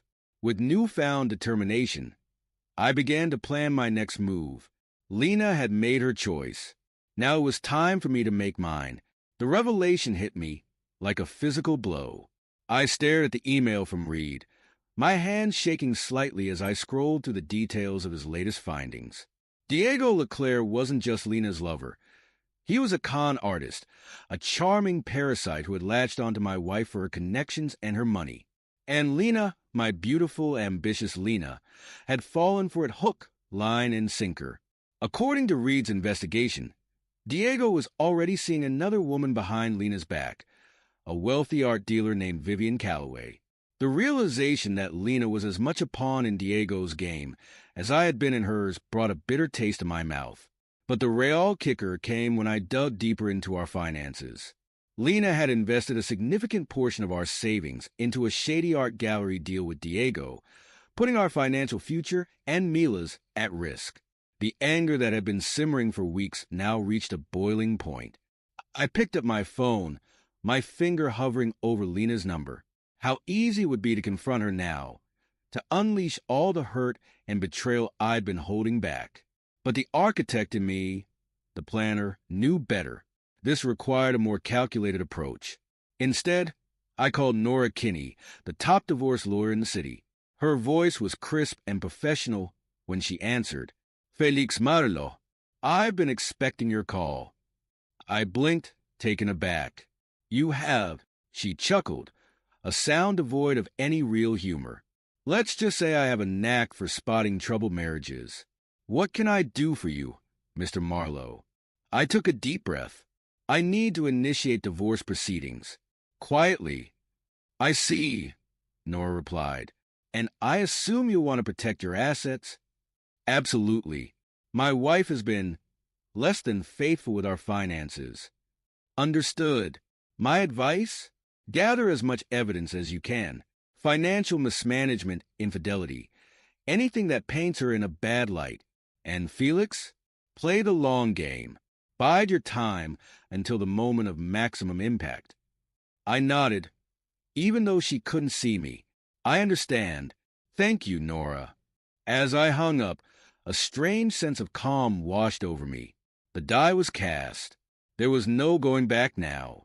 That evening, as Lena breathed in late once again, I watched her with new eyes. She was still beautiful, still the woman I had fallen in love with all those years ago.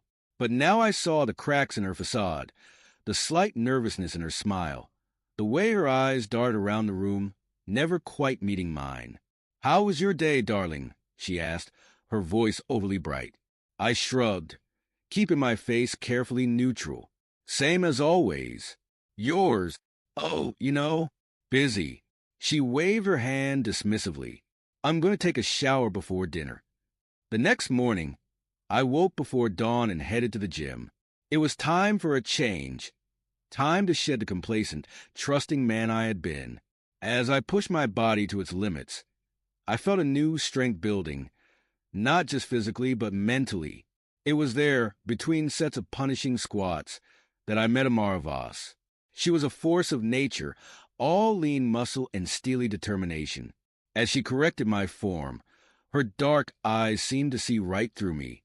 You're carrying a lot of anger, she observed bluntly. Want to talk about it? I hesitated, surprised by her directness. It's complicated. Amara nodded, understanding in her gaze. It usually is, but remember this, pain is inevitable. Suffering is optional. You choose how to respond to what life throws at you. Her words struck a chord, resonating with something deep inside me. As I left the gym that day, I felt a shift, subtle but significant. I was no longer just Felix Marlowe, the betrayed husband. I was becoming someone new, someone stronger.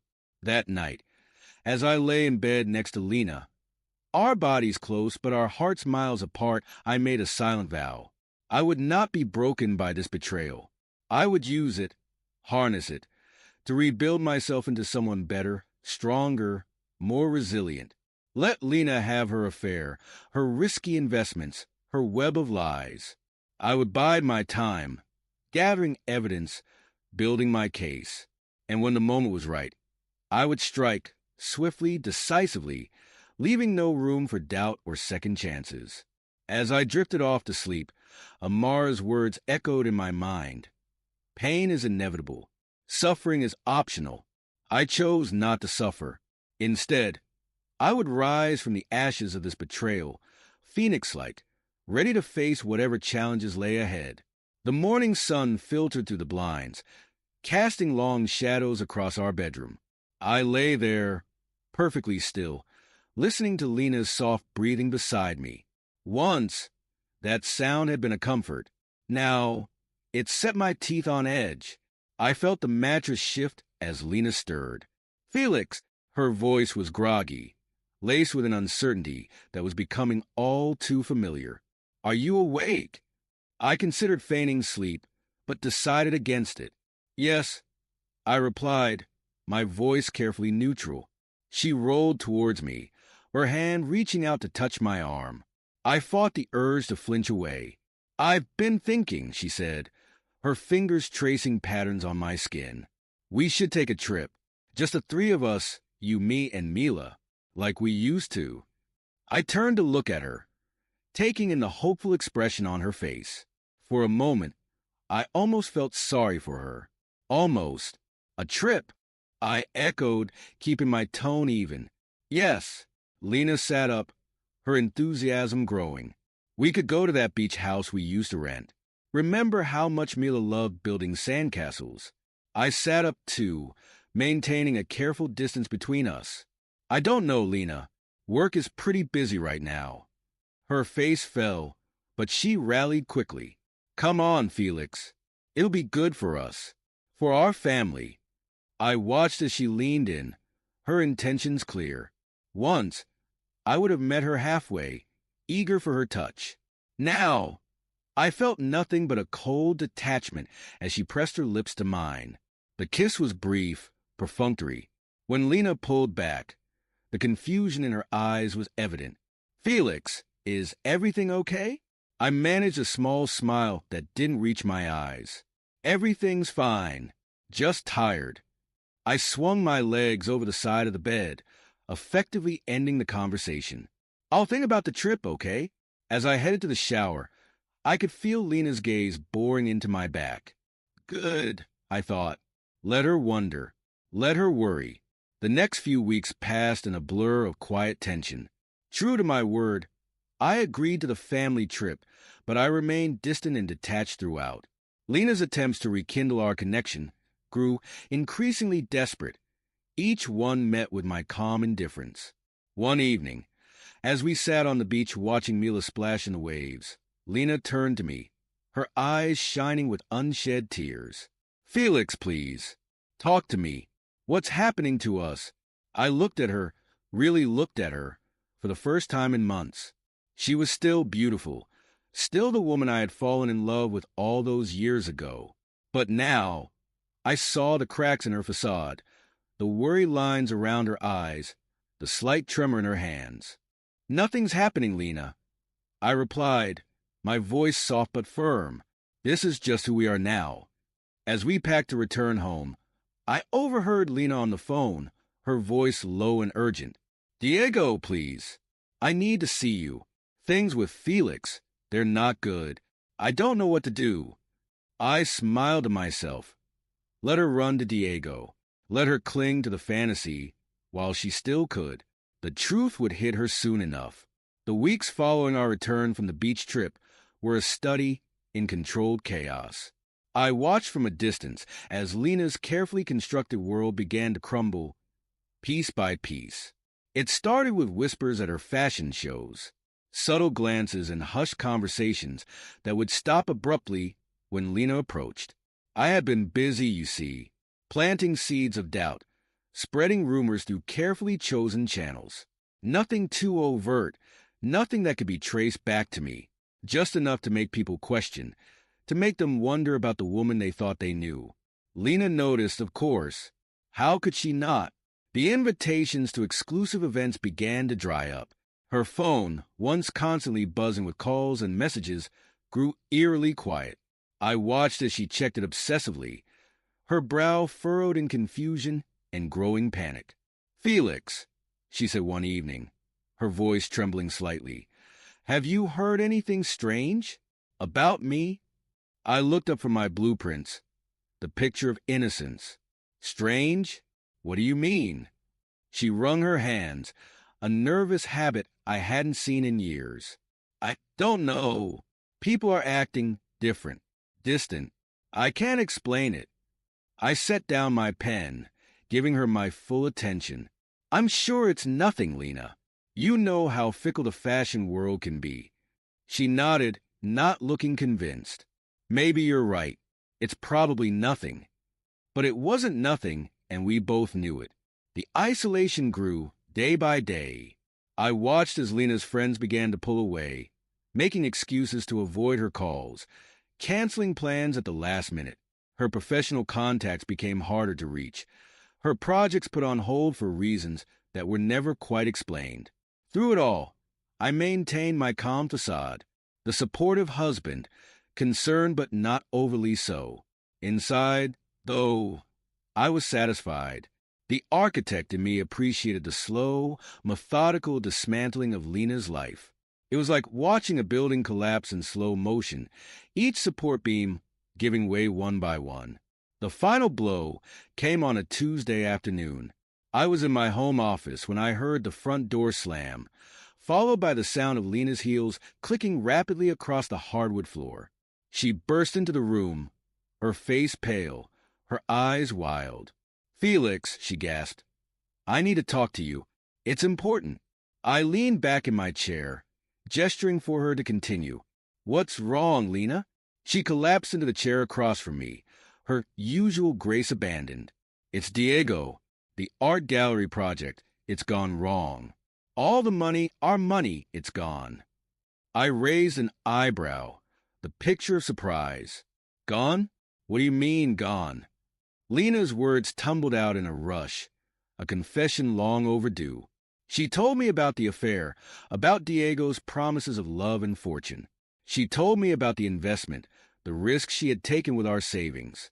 And finally, she told me about Diego's betrayal, how he had disappeared, taking the money and leaving her to face the consequences.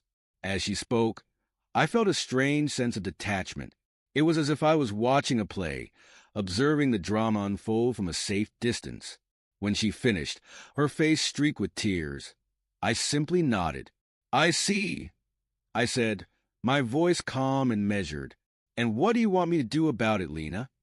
She looked at me, shock replacing the desperation in her eyes. "Do? Felix, we've lost everything. Don't you understand?" I stood up slowly, walking around the desk to stand in front of her. No, Lena, you've lost everything. Your lover, your money, your reputation. You broke it. Now you'll live in the ruins. The color drained from her face as the full impact of my words hit her. Felix, what are you saying? Without a word, I reached into my desk drawer and pulled out a thick envelope. I handed it to her, watching as she opened it with trembling hands. Her eyes widened as she scanned the contents. Divorce papers, meticulously prepared and ready to be filed. How? How long have you known? She whispered. Long enough, I replied, my voice devoid of emotion. Long enough to protect myself and Mila. You'll find the terms are quite clear. You get nothing, Lena, and I'm filing for full custody of our daughter. Lena's face contorted with rage and despair. You can't do this. I'll fight you, Felix. I'll tell everyone what you've done. I smiled a cold, humorless expression. Go ahead. Tell them. Tell them how you betrayed your husband, how you gambled away our savings on your lover's schemes.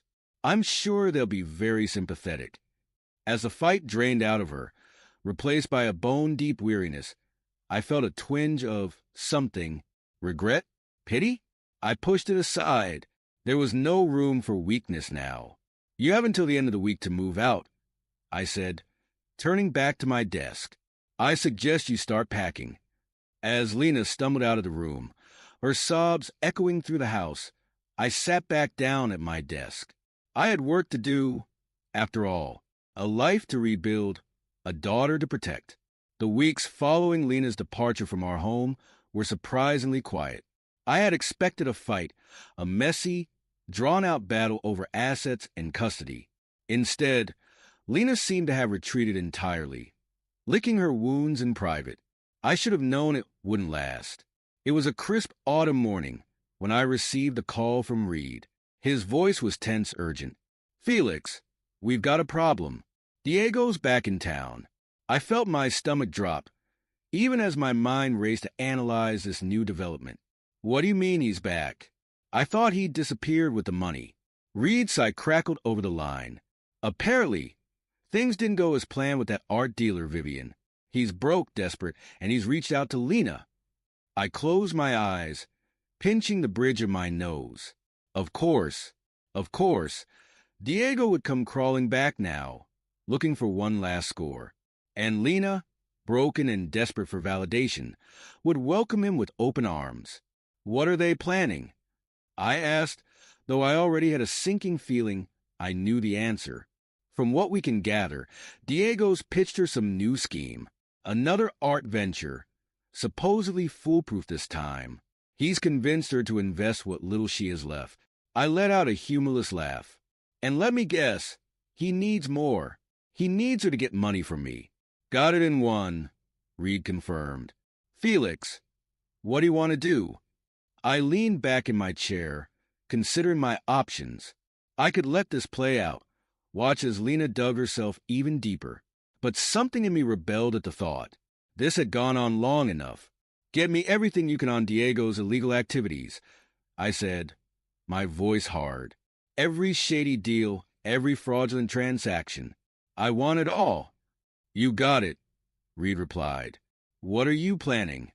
I smiled. I'm going to end this, once and for all. The next few days were a flurry of activity. Reed worked tirelessly, compiling a damning dossier on Diego's criminal enterprises. I, in turn, carefully arranged for this information to find its way into the hands of the proper authorities. It was almost anticlimactic when it happened. A brief news item, tucked away in the local paper. Local artist arrested on fraud charges. Diego's smug face stared out from the grainy photograph, his charm unable to save him now. The persistent ringing of my phone pulled me from a fitful sleep. I glanced at the clock, 3:17 a.m. Only one person would dare call at this ungodly hour. With a sigh, I reached for the phone, already knowing what I'd hear on the other end. Felix. Lena's voice was small, broken, a far cry from the confident, vibrant woman I'd once known. Felix, please. I need your help. I sat up in bed. What is it this time, Lena? She broke down then, her sobs echoing through the line. Between gasps, she painted a picture of her dire situation. Facing criminal charges, completely isolated, her world crumbling around her. I'll repay you, Felix.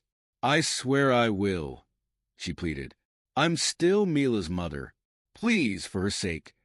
I closed my eyes, letting her words wash over me.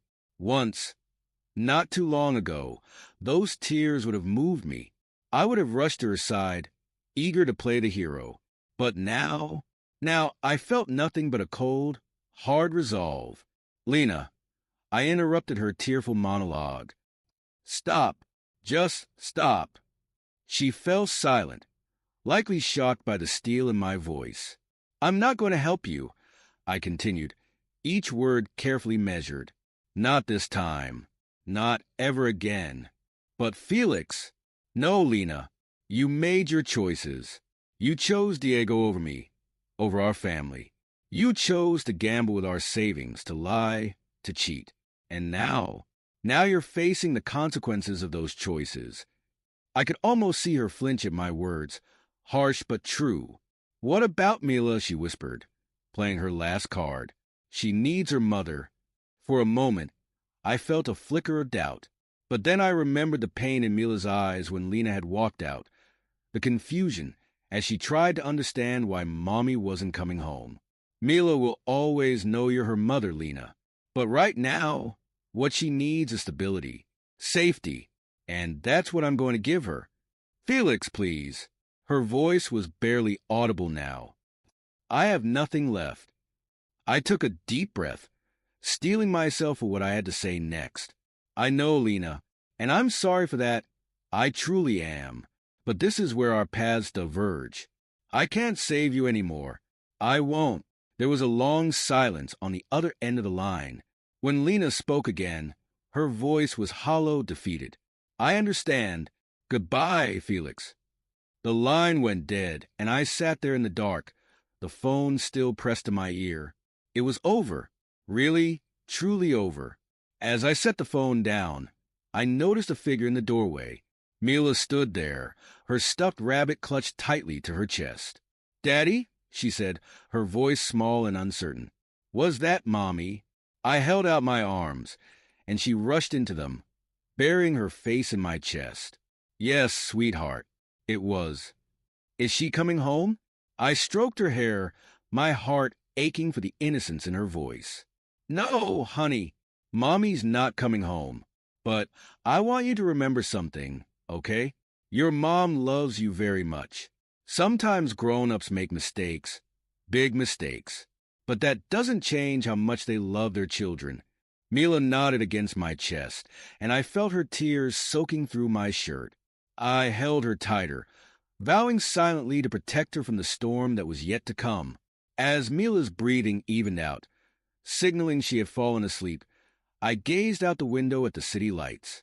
Somewhere out there, Lena was facing the ruins of her life. And Diego? Well, his fate was about to be sealed. The trial had been swift, the evidence overwhelming. I sat in the back of the courtroom, watching as Diego's charm and arrogance crumbled in the face of cold, hard facts. The prosecution painted a damning picture. Fraud, embezzlement, a web of lies that had ensnared not just Lena, but countless others. I expected to feel satisfaction as the verdict was read. Guilty on all counts. Instead, I felt empty, as if the final piece of a long, complicated puzzle had finally fallen into place. What I didn't expect was Diego's last act of betrayal. As he was led away in handcuffs, he turned to the judge, his face a mask of desperation. Wait, he called out. I have information about Lena Marlowe. She was involved in all of this. She knew everything. The courtroom erupted into chaos. I sat there, stunned, as Diego spilled every detail of Lena's involvement. By the time he was done, Lena's fate was sealed. She would face her own trial, her own reckoning. As I left the courthouse, I caught a glimpse of Lena being led away by police officers. Our eyes met for a brief moment. In hers, I saw a mixture of fear, regret, and something else, acceptance. She gave me a small nod, as if to say, "It's over. You win." I didn't feel like a winner, but as I walked out into the sunlight, I felt something I hadn't in a long time. Hope. Hope for a future unburdened by lies and betrayal. Hope for a new beginning. The alarm clock's insistent beeping pulled me from sleep. 5:30 a.m. Once, I would have groaned, hitting the snooze button and burrowing deeper under the covers. But now, I welcomed the early hour. I slipped out of bed, careful not to wake Mila, who had crawled in sometime during the night. Another nightmare, no doubt. They were becoming less frequent, but still they persisted. The house was quiet as I made my way to the kitchen, the soft padding of my bare feet the only sound. I started the coffee machine and leaned against the counter, watching as the first rays of sunlight began to filter through the windows. So much had changed in the past year. The divorce was finalized. The dust had settled. Lena was gone, serving time for her role in Diego's schemes. I made sure Mila could visit her, kept the lines of communication open. It wasn't easy, but it was necessary. For Mila's sake. The coffee machine beeped, pulling me from my thoughts. As I poured myself a cup, I heard the soft thud of footsteps on the stairs. "Daddy." Mila's voice was still thick with sleep. "You're up early." I smiled, pulling her into a one-armed hug. "Big day today, remember? New project presentation." Her eyes lit up. "Oh yeah. Can I come see your building when it's done?" "Of course, sweetheart. You'll be my VIP guest at the grand opening." As I helped Mila get ready for school, I marveled at her resilience. She had weathered the storm of our family's implosion with a strength that continually amazed me. Sure, there were tough days, moments when the absence of her mother hit her hard. But overall, she was thriving. I dropped Mila off at school and headed to the office, my mind already racing with last-minute details for the presentation. This project was my biggest yet, a sustainable, mixed-use development that would revitalize a neglected part of the city. It was ambitious, risky even, but I was ready for the challenge. As I walked into the conference room, I caught sight of my reflection in the glass. The man staring back at me was a far cry from the broken, betrayed husband of a year ago. My shoulders were straight, my jaw set with determination. I looked confident, strong. The presentation went off without a hitch. As I fielded questions from the investors, I felt a surge of pride. This was what I was meant to do. Create, build, leave my mark on the world. As the room emptied, I felt a hand on my shoulder. I turned to see Amara, a smile playing on her lips. "Knocked it out of the park, Felix," she said, her eyes twinkling. "I knew you had it in you." I grinned, feeling a warmth spread through my chest. Amara had been my rock through everything, pushing me when I needed it, offering a shoulder when things got tough. Our relationship had deepened over the past year, evolving into something I couldn't quite define. It wasn't romantic, not exactly, but it was important, vital. "Couldn't have done it without you," I replied. "Your tough love got me through some dark days." She punched my arm playfully. "Don't go soft on me now, Marlo. We've got a city to rebuild, remember?" As we walked out of the office together, discussing plans for celebratory drinks later, I felt a sense of contentment wash over me. This was my life now, full of purpose, of meaningful connections, of hope. Later that evening, as I tucked Mila into bed, she looked up at me with those big, serious eyes of hers. "Daddy," she said, her voice small, "do you think Mommy misses us?" I sat on the edge of her bed, choosing my words carefully. "I'm sure she does, sweetheart. Very much." "Do you miss her?" I paused, considering. Did I miss Lena? The woman she used to be, perhaps. The family we once were. But the pain, the betrayal? No, I didn't miss that at all. I missed the good times we had. I said finally, "But you know what? We're making new good times now.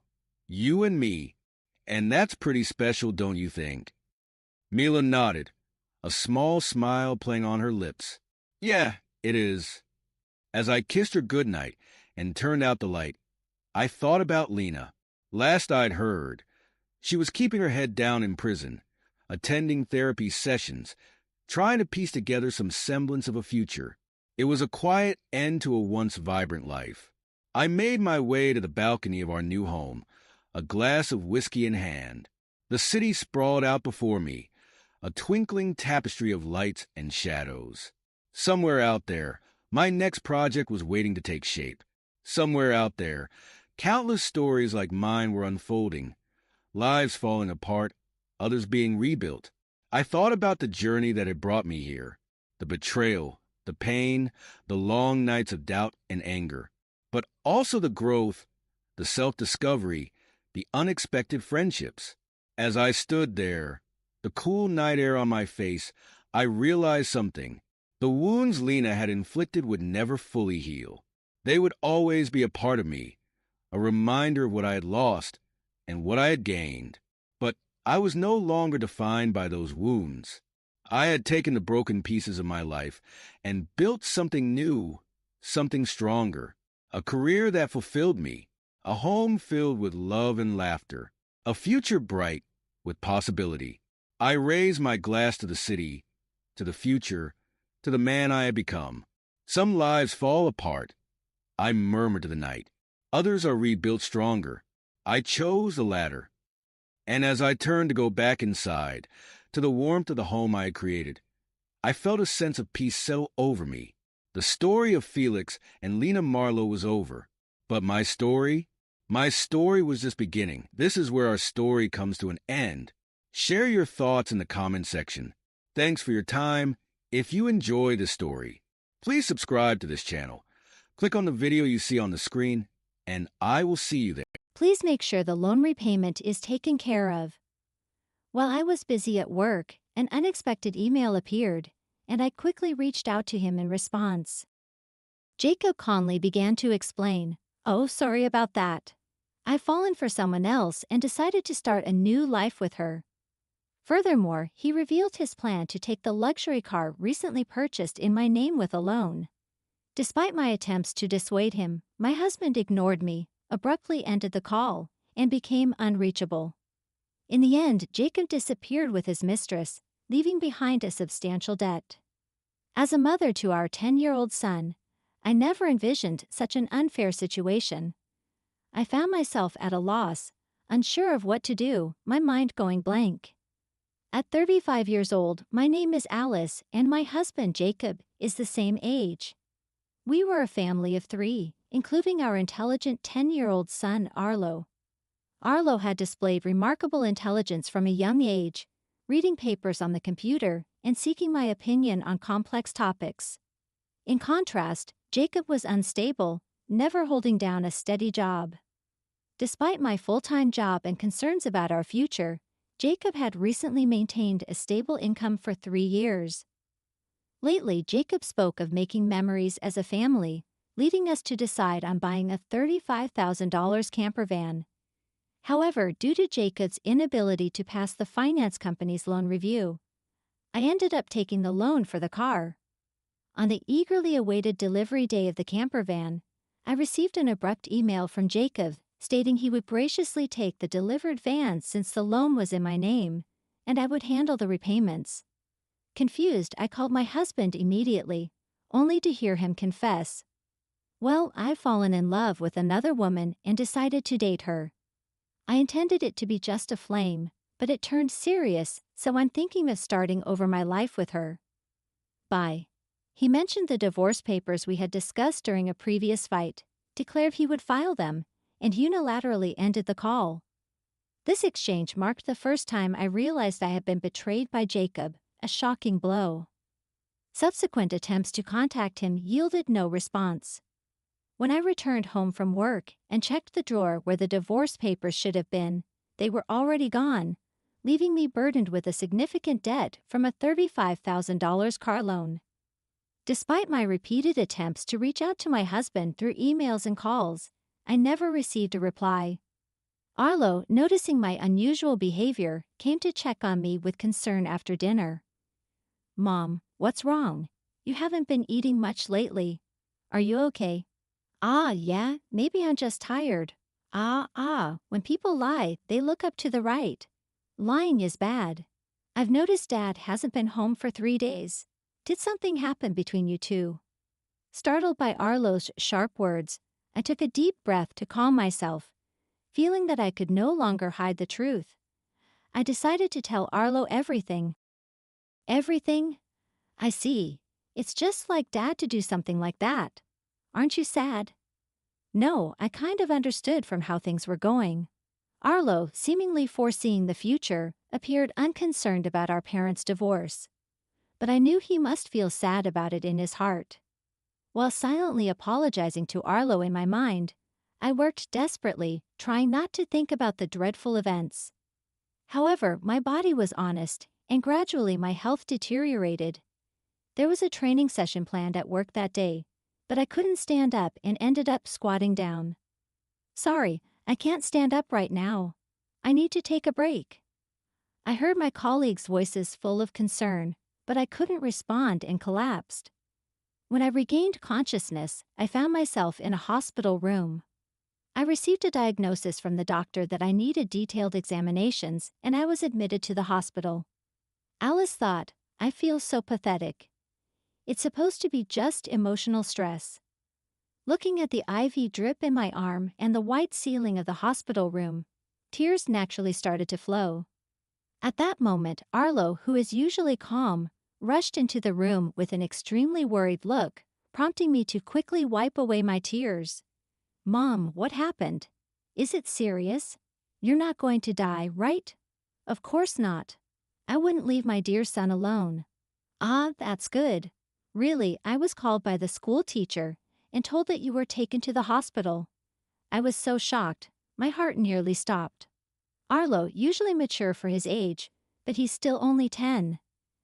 I felt a strong resolve to get better for his sake. But my condition was worse than I thought, and I was diagnosed with a serious illness. The doctor advised, you should have surgery as soon as possible. Please make a decision quickly. Following the doctor's advice, I underwent surgery, and by the time I was discharged, it had been a month since Jacob had left. When I returned home and opened the mailbox, I found a demand letter for the car loan payment. Alice thought the repayment should have been automatically deducted from my account. In panic, I checked the account balance with my cash card, and the balance, originally $20,000, was now only $33.90. Alice thought, Jacob did this. I want to ask him to return the money, but I can't contact him. What should I do? Since I don't have the camper van, I can't sell it. After Jacob left, everything seemed to be going in a bad direction, and my mood sank deeper. Seeing me saddened by my series of misfortunes, Arlo put his hand on my forehead. You look pale. Are you feeling sick again? You don't seem to have a fever, though. I'm fine physically, but you see, your father not only took the car, but also all the money. We had saved, but I can't work due to my physical condition, and now we have no money. I'm at a loss. I see. Then I'll deliver newspapers, and I'll search the internet to see if there's any work I can do. Encouraged by my 10-year-old son, I told myself that it wasn't the time to be down. Sorry for worrying you. I can't afford to be weak. I'll change my mindset and try to do whatever I can, I said, smiling at him. Arlo also smiled back and then said something unexpected. Let's plan how to get the car back from Dad. How can we do that? The camper van is in your name, right? Yes, but what about it? Then maybe we can. Arlo suggested an idea that I couldn't even imagine. I had never thought such an idea could exist. Also, I have no idea where your father is. Then let's check on my phone. A month ago, once when we went hiking as a family, surprisingly, Arlo, who is usually very reliable, felt lost. At that time, we bought a kid's cell phone on suggestion and installed the GPS app on it, which both Jacob and I could access. With this app, I can see where Dad is in real time, and he's been moving around a lot. Oh, is that so? But what if we find him, and he just says something vague and escapes again? As I pondered this, Arlo smiled and made an intriguing suggestion. Don't worry. I've already taken precautions. What did you just say? To my astonishment, Arlo had acted independently while I was in the hospital, achieving something unbelievable. I thought, I can't believe such a smart child came from me. Understanding Arlo's words, I was simply amazed. He had even caught wind of Jacob's mistress. All right, let's teach Dad, who betrayed us, a lesson. Okay, let's start the plan right away. Together, my son and I prepared for that moment. Alice thought, with Arlo by my side, I'm invincible. Bring it on, anywhere, anytime. 3 days later, my phone rang. Ah, it's me. Please, I need your help. Oh, who might this be? Don't play dumb. It's your husband, obviously. I'm being questioned by the police about you. At this rate, they might ask me to come to the police station voluntarily. Help me out. Oh, is that so? Just wait a moment. Then I immediately went with my son to where Jacob was, and to my surprise, it was a forest park near our house where camping was possible. Jacob was being questioned by the police in front of his car, looking bewildered, feeling pathetic. I sighed and told the police we needed to have a talk as a couple and asked them to leave for a while. At that time, Jacob seemed uncomfortable being watched by the people around us and urged Arlo and me to get into the car. Inside the car, Jacob's mistress was sitting cross-legged, glaring at us, but that was no longer important. Sorry about that. Thanks for coming, but why did the police suddenly show up at my place? I don't get it. That's because I filed a report about the missing camper van. What? Why would you do that? It's obvious, isn't it? My car was stolen.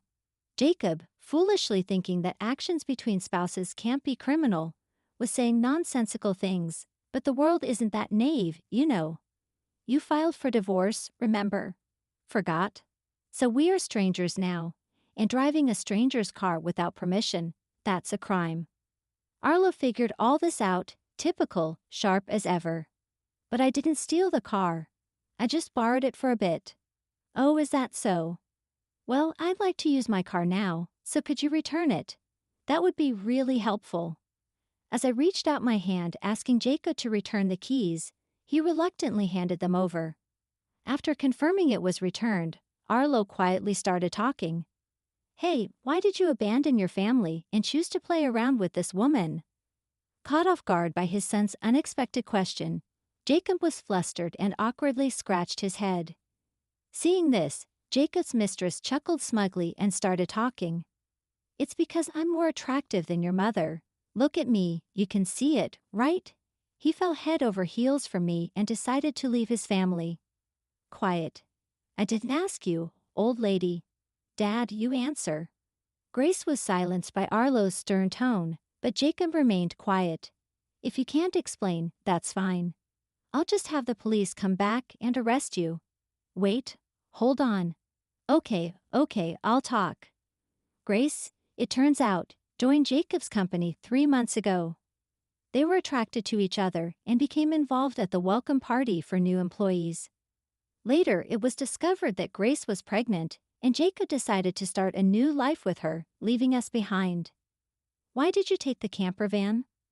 I quit my job and thought about selling the car for money. But it seems like you were using it quite a bit, weren't you? I thought it was a waste to sell it right away, so we decided to go on a trip. Wait, how do you know all this? Remember when Arlo got lost? After that, as a precaution, we bought him a kid's cell phone and installed the GPS app. Did you forget? We installed it on your phone too, so I knew where you were all this time. By the way, I later found out from Arlo that he had pretended to get lost during our family hike. Because he wanted a cell phone, I was amazed at Arlo's ability to think and act so strategically. I suspected something was off with Dad, so I came up with this plan to monitor his actions. You really are a terrifying child. I will never become an adult like you, Dad, who betrays important people without a second thought. Jacob, faced with the hard truth Arlo told, was a pitiful adult, unable to offer any rebuttal. In contrast, seeing Arlo, only 10 but able to think and speak his mind firmly, gave me a sense of strength. As a mother, I felt I couldn't lose, especially in settling things properly. Also, return the $20,000 you withdrew from my account right now. That was our joint property as a couple. I don't have to return it. No, it's not that. The money was what I saved little by little since I was single. After all, you always quit your jobs midway, so we hardly ever saved money together, did we? I was appalled to hear that the $20,000 had been squandered by Jacob and his mistress. It was the moment I felt relieved about divorcing him. So that's how it is. But if you stole and used the car and my money, that's going to be a serious crime. What? I just sent the police away, so it's not their business anymore, right? I only said we would talk. I have no intention of withdrawing the complaint. I must add the theft of my money to the report. Mom, should I call the police now? I can do it with just one button on my phone. Grace, Jacob's mistress, had been watching our conversation but quickly tried to get out of the camper van. At that moment, she let out a scream that echoed around. The reason was that outside the car door, Grace's parents were standing there, faces red with anger, about to explode in fury. Startled, she stepped back as her parents yelled at her. "Ah, I'm sorry. Don't be so angry. But why are you here, Mom and Dad? I called your parents beforehand." "What? Why?" The truth was, during my hospital stay, Arlo had visited Jacob's office and tearfully told them, "My dad left the house with a woman we don't know, and my mom collapsed." Seeing Arlo's sorrowful and frail state, the people at Jacob's office suspected Grace, who had left the company with Jacob, and gave Arlo her parents' address. Jacob and Grace had been overly friendly at the office, and there were photos showing them together at the welcome party for new employees, looking like a couple. After learning from the office people that you commuted from your parents' house, Grace's parents were standing there, faces red with anger. "I went there with your photo, and your parents came out when I visited." Then I told them everything that had happened. So today, I contacted Grace's parents and asked them to wait nearby for a while. "How could you do this to me? The worst. I don't want to hear that from you. That's my line. By the way, your stomach seems quite big. When is the baby due?" "In 3 months." "What? Wait a minute, that doesn't add up with when you met my husband. You two met only 3 months ago. What's going on? It's not time for the baby to be born yet." Jacob, hearing this for the first time, stared at Grace, eyes wide. "Wait, what does that mean? Are you stupid? Don't you get it? It takes about 9 months from conception to birth, which means the child she's carrying isn't yours. You're so foolish." "What do you mean, Grace? Have you been deceiving me?" "Ah, I almost got away with it. Can't help it now that I'm caught. You're so naive, you can't see through lies at all. Really, a fool. Don't mock me. My whole life is ruined because of you. What were you thinking?" Grace and Jacob started an ugly argument, but nobody intervened, letting them have it out. Meanwhile, we contacted the police again to explain the situation. As it began to get dark, the forest park was brightly lit by the red lights of the police cars. "No, really, I was wrong. I was truly wrong. I'm sorry. I'll work hard and never cheat again, so please just don't arrest me." "Dad, people don't change that easily, especially lazy people like you." "Exactly. Arlo's right. I can't trust you at all. Reflect on your actions and pay for your crimes at the police station.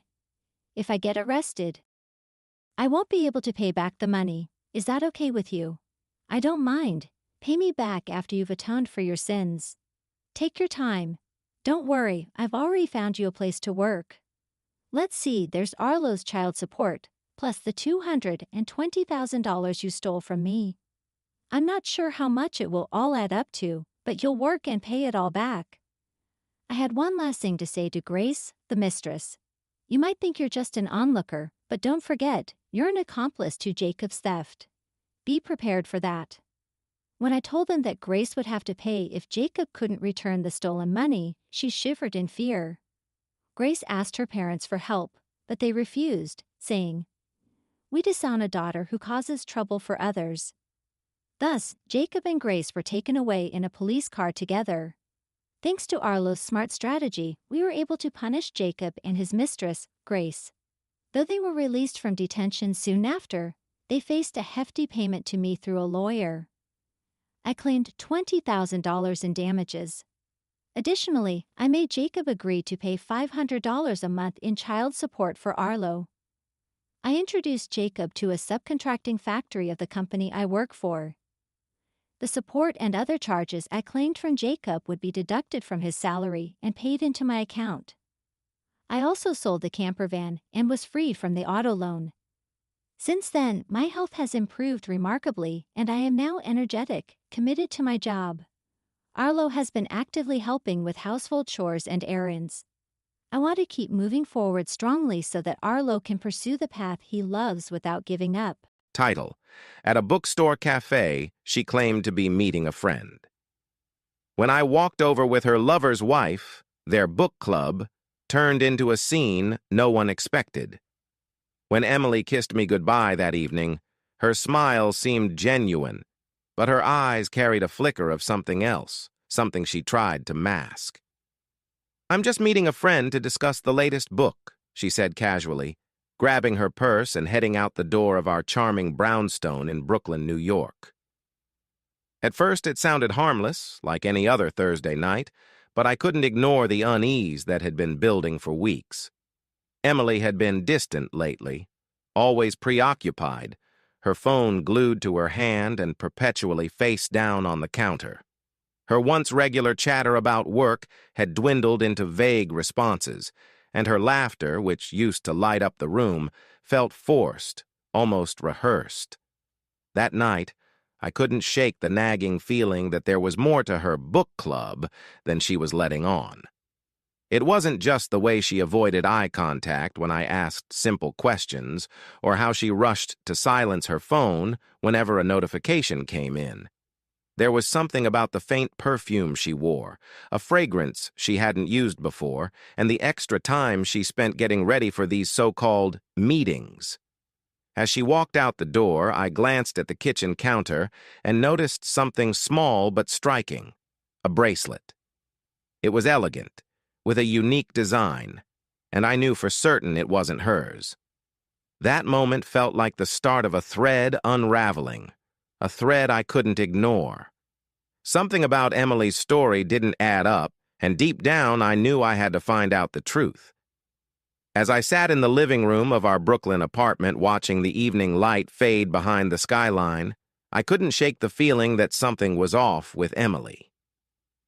Over the past few months, I'd noticed subtle but undeniable changes in her behavior. It wasn't anything huge at first, just small shifts that made my stomach twist with unease. Her once open and easygoing nature had become guarded. She started taking secretive phone calls in another room, her voice lowering to a whisper every time someone called. At first, I brushed it off. She was busy with work, or maybe meeting friends I hadn't heard about. But then came the unexplained absences. More often than not, she'd leave the apartment at odd hours for these vague meetings or events that I couldn't fully trace. She'd return hours later, acting like everything was fine, but there was always something about her that seemed distant, almost unreachable. It was as if she was physically there, but emotionally she was miles away. I wanted to believe it was just stress from work or life in general. But deep down, something told me this wasn't just stress. This was different. One evening, as she was getting ready to leave again, she casually mentioned a book club meeting, a typical harmless excuse, one that should have made me think nothing of it. But I felt the sudden weight of her words. Her tone was too rehearsed, and the way she said it, almost like a script she'd memorized, sent a cold chill down my spine. I tried to dismiss it, but as she reached for her bag, I saw something that made my heart race. Her phone buzzed with a message, but before I could even catch a glimpse of the screen, she quickly swiped it away and tucked the phone into her purse. The speed with which she did it, the urgency in her actions, was enough to stop me in my tracks. In that moment, I realized that this wasn't just a simple book club meeting. Something else was going on, something she didn't want me to know. I tried to tell myself I was overreacting, but the knot in my stomach was too tight to ignore. It was as if all the pieces were starting to fall into place, and I couldn't ignore the growing fear that I was losing her, and maybe losing her to someone else. The unease that had been building within me for weeks finally erupted when I made a discovery that I couldn't ignore. It happened on a random Tuesday morning when I was cleaning up the kitchen. As I was wiping down the counter, my eyes caught something gleaming underneath the sink. My wife's bracelet. It was a delicate piece, silver with a small, ornate charm hanging from it. At first I didn't think much of it, assuming it was just misplaced. But as I picked it up, a sinking feeling settled in my stomach. This wasn't a bracelet she normally wore. I had never seen it before, and it didn't match any of the pieces she'd had in the years we'd been together. I could feel the weight of it in my hands. Something was off. I tried to dismiss it, convincing myself that I was just being paranoid. Maybe it was just a gift from a friend, or a recent purchase she hadn't mentioned. But deep down, the feeling of unease only deepened, nagging at the back of my mind like an unanswered question. Later that day, as I scrolled through my social media feed absent-mindedly, my eyes froze on a photo that hit me like a freight train. It was a picture of a dinner party, one I hadn't been invited to. In the shot, a woman I recognized, a familiar face from our neighborhood, was wearing the same bracelet, the one that had been sitting on my kitchen counter earlier that morning. My heart skipped a beat. She was married to Greg, a man I'd always felt uncomfortable around. There was something about him I couldn't put my finger on, an air of secrecy that made me question his intentions whenever he was near Emily. The realization hit me like a wave. The bracelet belonged to Greg's wife, and somehow it had ended up in my house. This wasn't a coincidence. It was the beginning of something far darker than I had imagined.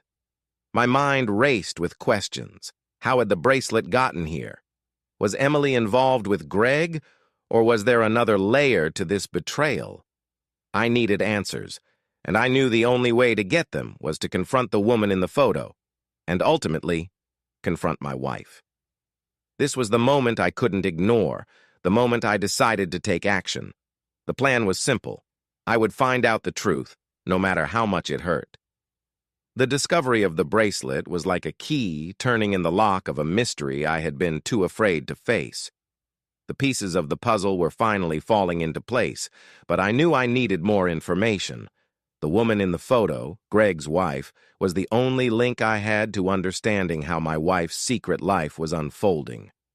I couldn't ignore the gnawing sense that something far worse than an innocent book club was happening behind my back. My heart raced as I dialed the number I had carefully copied from the social media post. When the phone rang, each second felt like an eternity.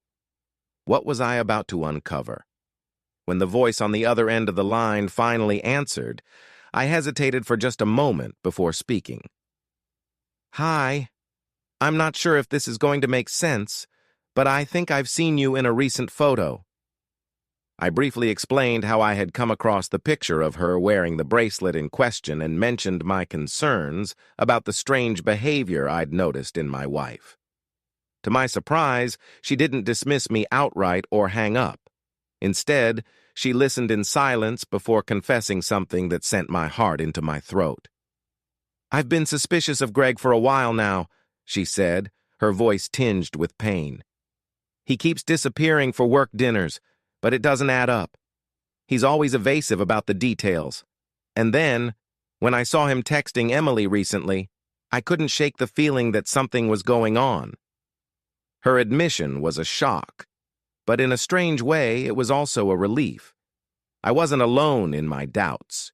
She had been sensing the same betrayals, the same lies that had been eating away at me. Our suspicions were united, and for the first time, I felt like I had someone who understood the depths of what I was going through. We both needed answers, but neither of us was ready to confront our spouses alone. Together, we made a pact. We would meet in person, and once united in our shared betrayal, we would follow our spouses to the next book club gathering.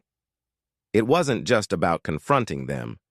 It was about exposing the truth, whatever it might be, and holding them accountable for the lies they'd both told.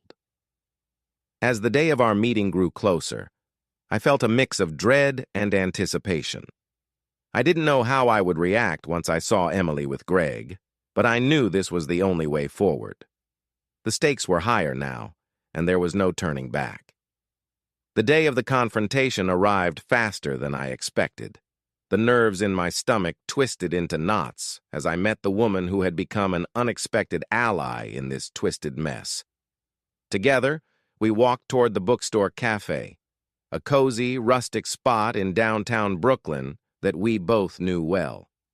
It was the kind of place you could lose yourself in, books lining the shelves, the aroma of freshly brewed coffee in the air, and the soft murmur of conversation around you.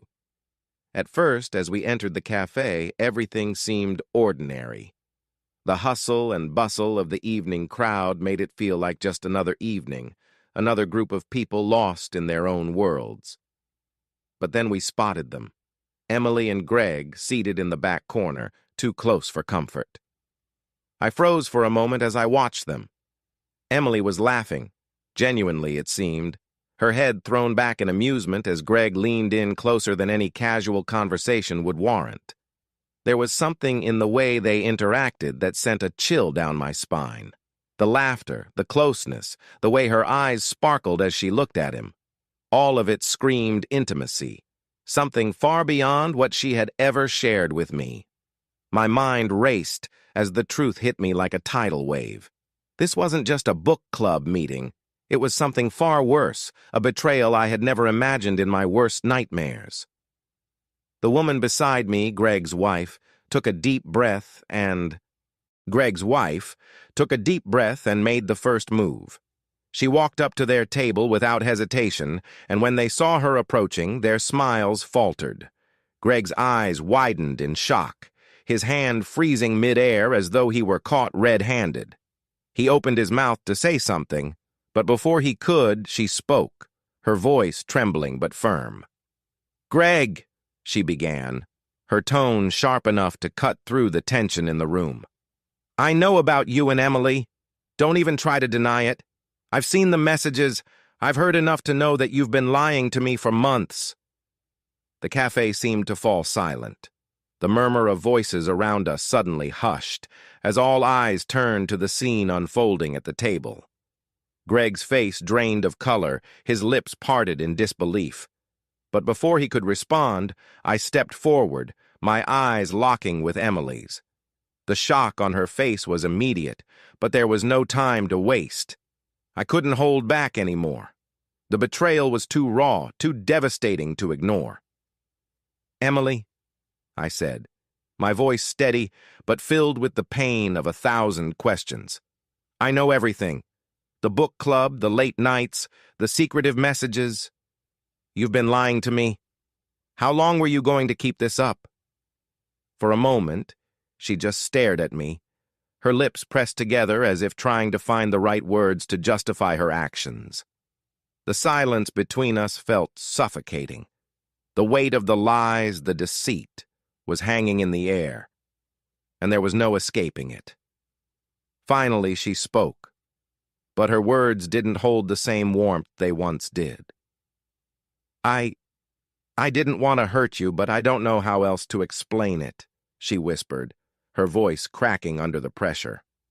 The confrontation, which had begun with a single step into the cafe, had quickly escalated into something neither of us had anticipated. But it wasn't just about catching them in the act. It was about reclaiming the truth, about understanding why the people we loved had turned their backs on us.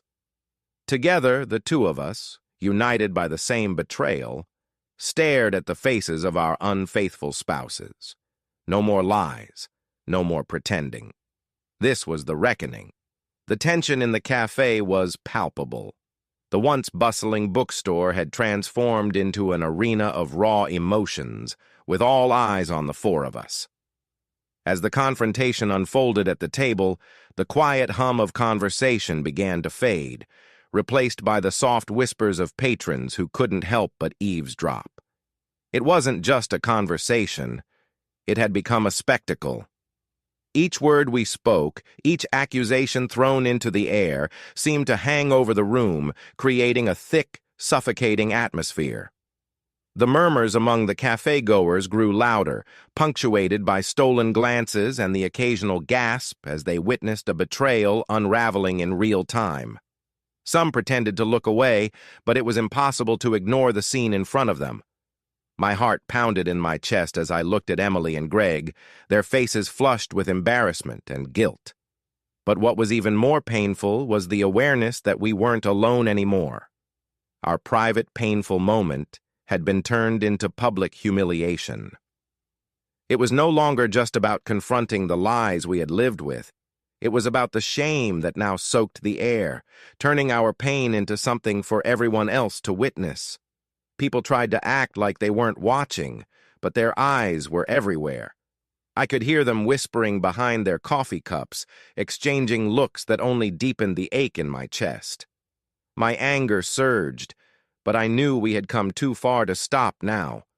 The truth had to come out, even if it meant we were exposed. Just as I thought we'd reached the breaking point, the unexpected happened.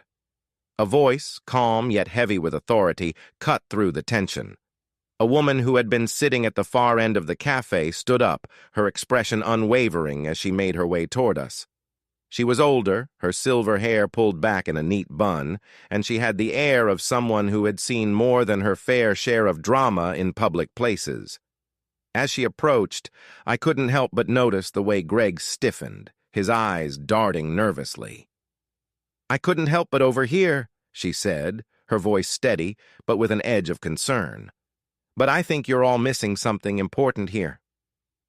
The cafe fell silent as all eyes turned to her. My stomach dropped as I tried to read her, but she seemed oddly calm, even sympathetic. She locked eyes with Greg before continuing. "I don't know if you're aware," she said, her words cutting through the tension like a knife, "but I know exactly who you are, and I know exactly what you've been doing." I stared at her, confused, as Greg's face drained of color. This wasn't just another concerned patron stepping in. This was someone who knew Greg and, more importantly, knew something I didn't. "What are you talking about?" Greg muttered, his voice barely audible, but his unease was palpable. The woman didn't hesitate. She looked at Greg, then at Emily and me, her gaze full of compassion as she spoke the words that shattered what little was left of my world. "You see, I've been following this little soap opera for months now. Greg isn't just having an affair with your wife. He's been doing this for a long time. And worse, there's someone else involved in this mess. Someone you don't know about yet." The revelation hit me like a punch to the gut. I turned to Emily, my eyes searching hers for any explanation, but she could only stand there, stunned, as the full weight of the situation began to sink in. The cafe-goers around us shifted uncomfortably, unsure of what would come next. The woman continued, her voice steady as she dropped the final bombshell. "There's another woman involved, a third party, someone even more dangerous to your lives than you think. Greg has been playing both sides, and I'm afraid it's about to get a whole lot messier." Her words hung in the air, each syllable adding another layer to the web of lies that had been spun around us. I felt my legs buckle as the truth kept spinning out of control. Not only had my wife betrayed me, but Greg had dragged even more people into this nightmare. The cafe, once a place of warmth and comfort, now felt like the epicenter of a catastrophe I couldn't escape from. The cafe, which had once been a quiet haven for book lovers, now felt like a war zone. The heavy silence that followed the shocking revelation of Greg's double life hung in the air, suffocating and unbearable. In the aftermath of the public drama, the couples were left standing, stunned and shaken. Emily and Greg, their faces pale and their eyes filled with disbelief, had no words to defend themselves. The evidence was irrefutable.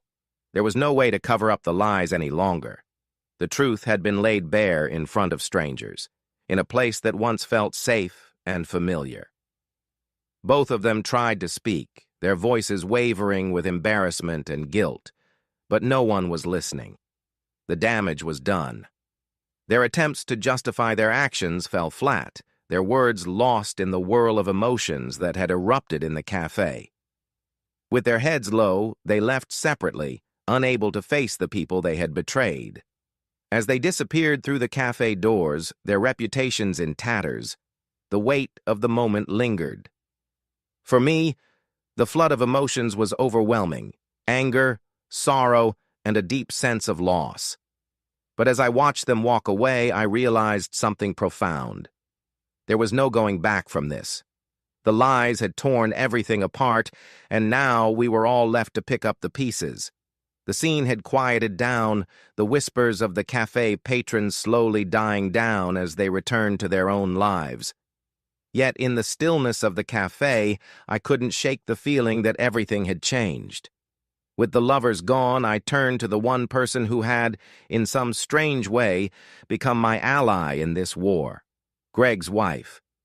She was standing beside me, her face pale, her eyes red from the tears she had tried to hide. But there was something in her gaze that mirrored my own pain, an understanding, a shared grief that only those who have been betrayed can truly comprehend. We both sat down at a nearby table, the silence between us at first heavy, but gradually a sense of connection formed. We were both victims in this twisted story, both crushed by the weight of the lies we had been fed. I could feel the tremor in her voice as she spoke, her words full of sorrow, but also an unexpected strength.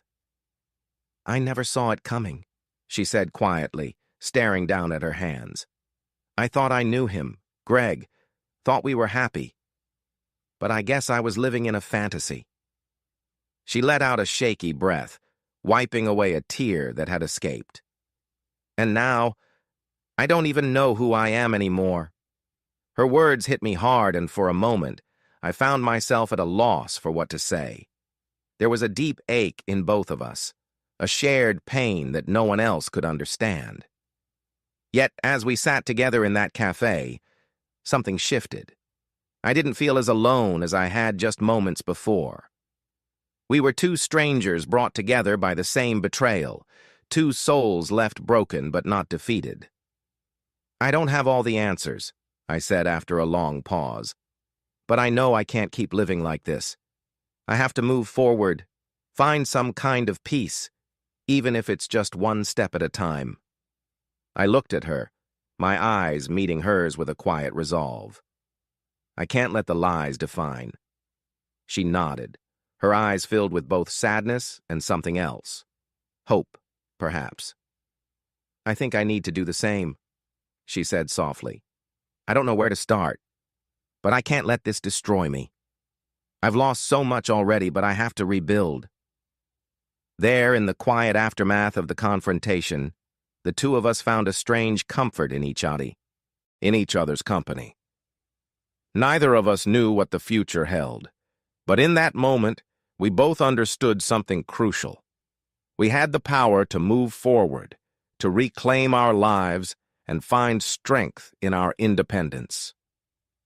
As the cafe's front door closed softly behind us, I couldn't help but feel a strange sense of finality. The scene in the bookstore cafe had been chaotic, raw, and painful, but it had also brought a sense of clarity I had never expected.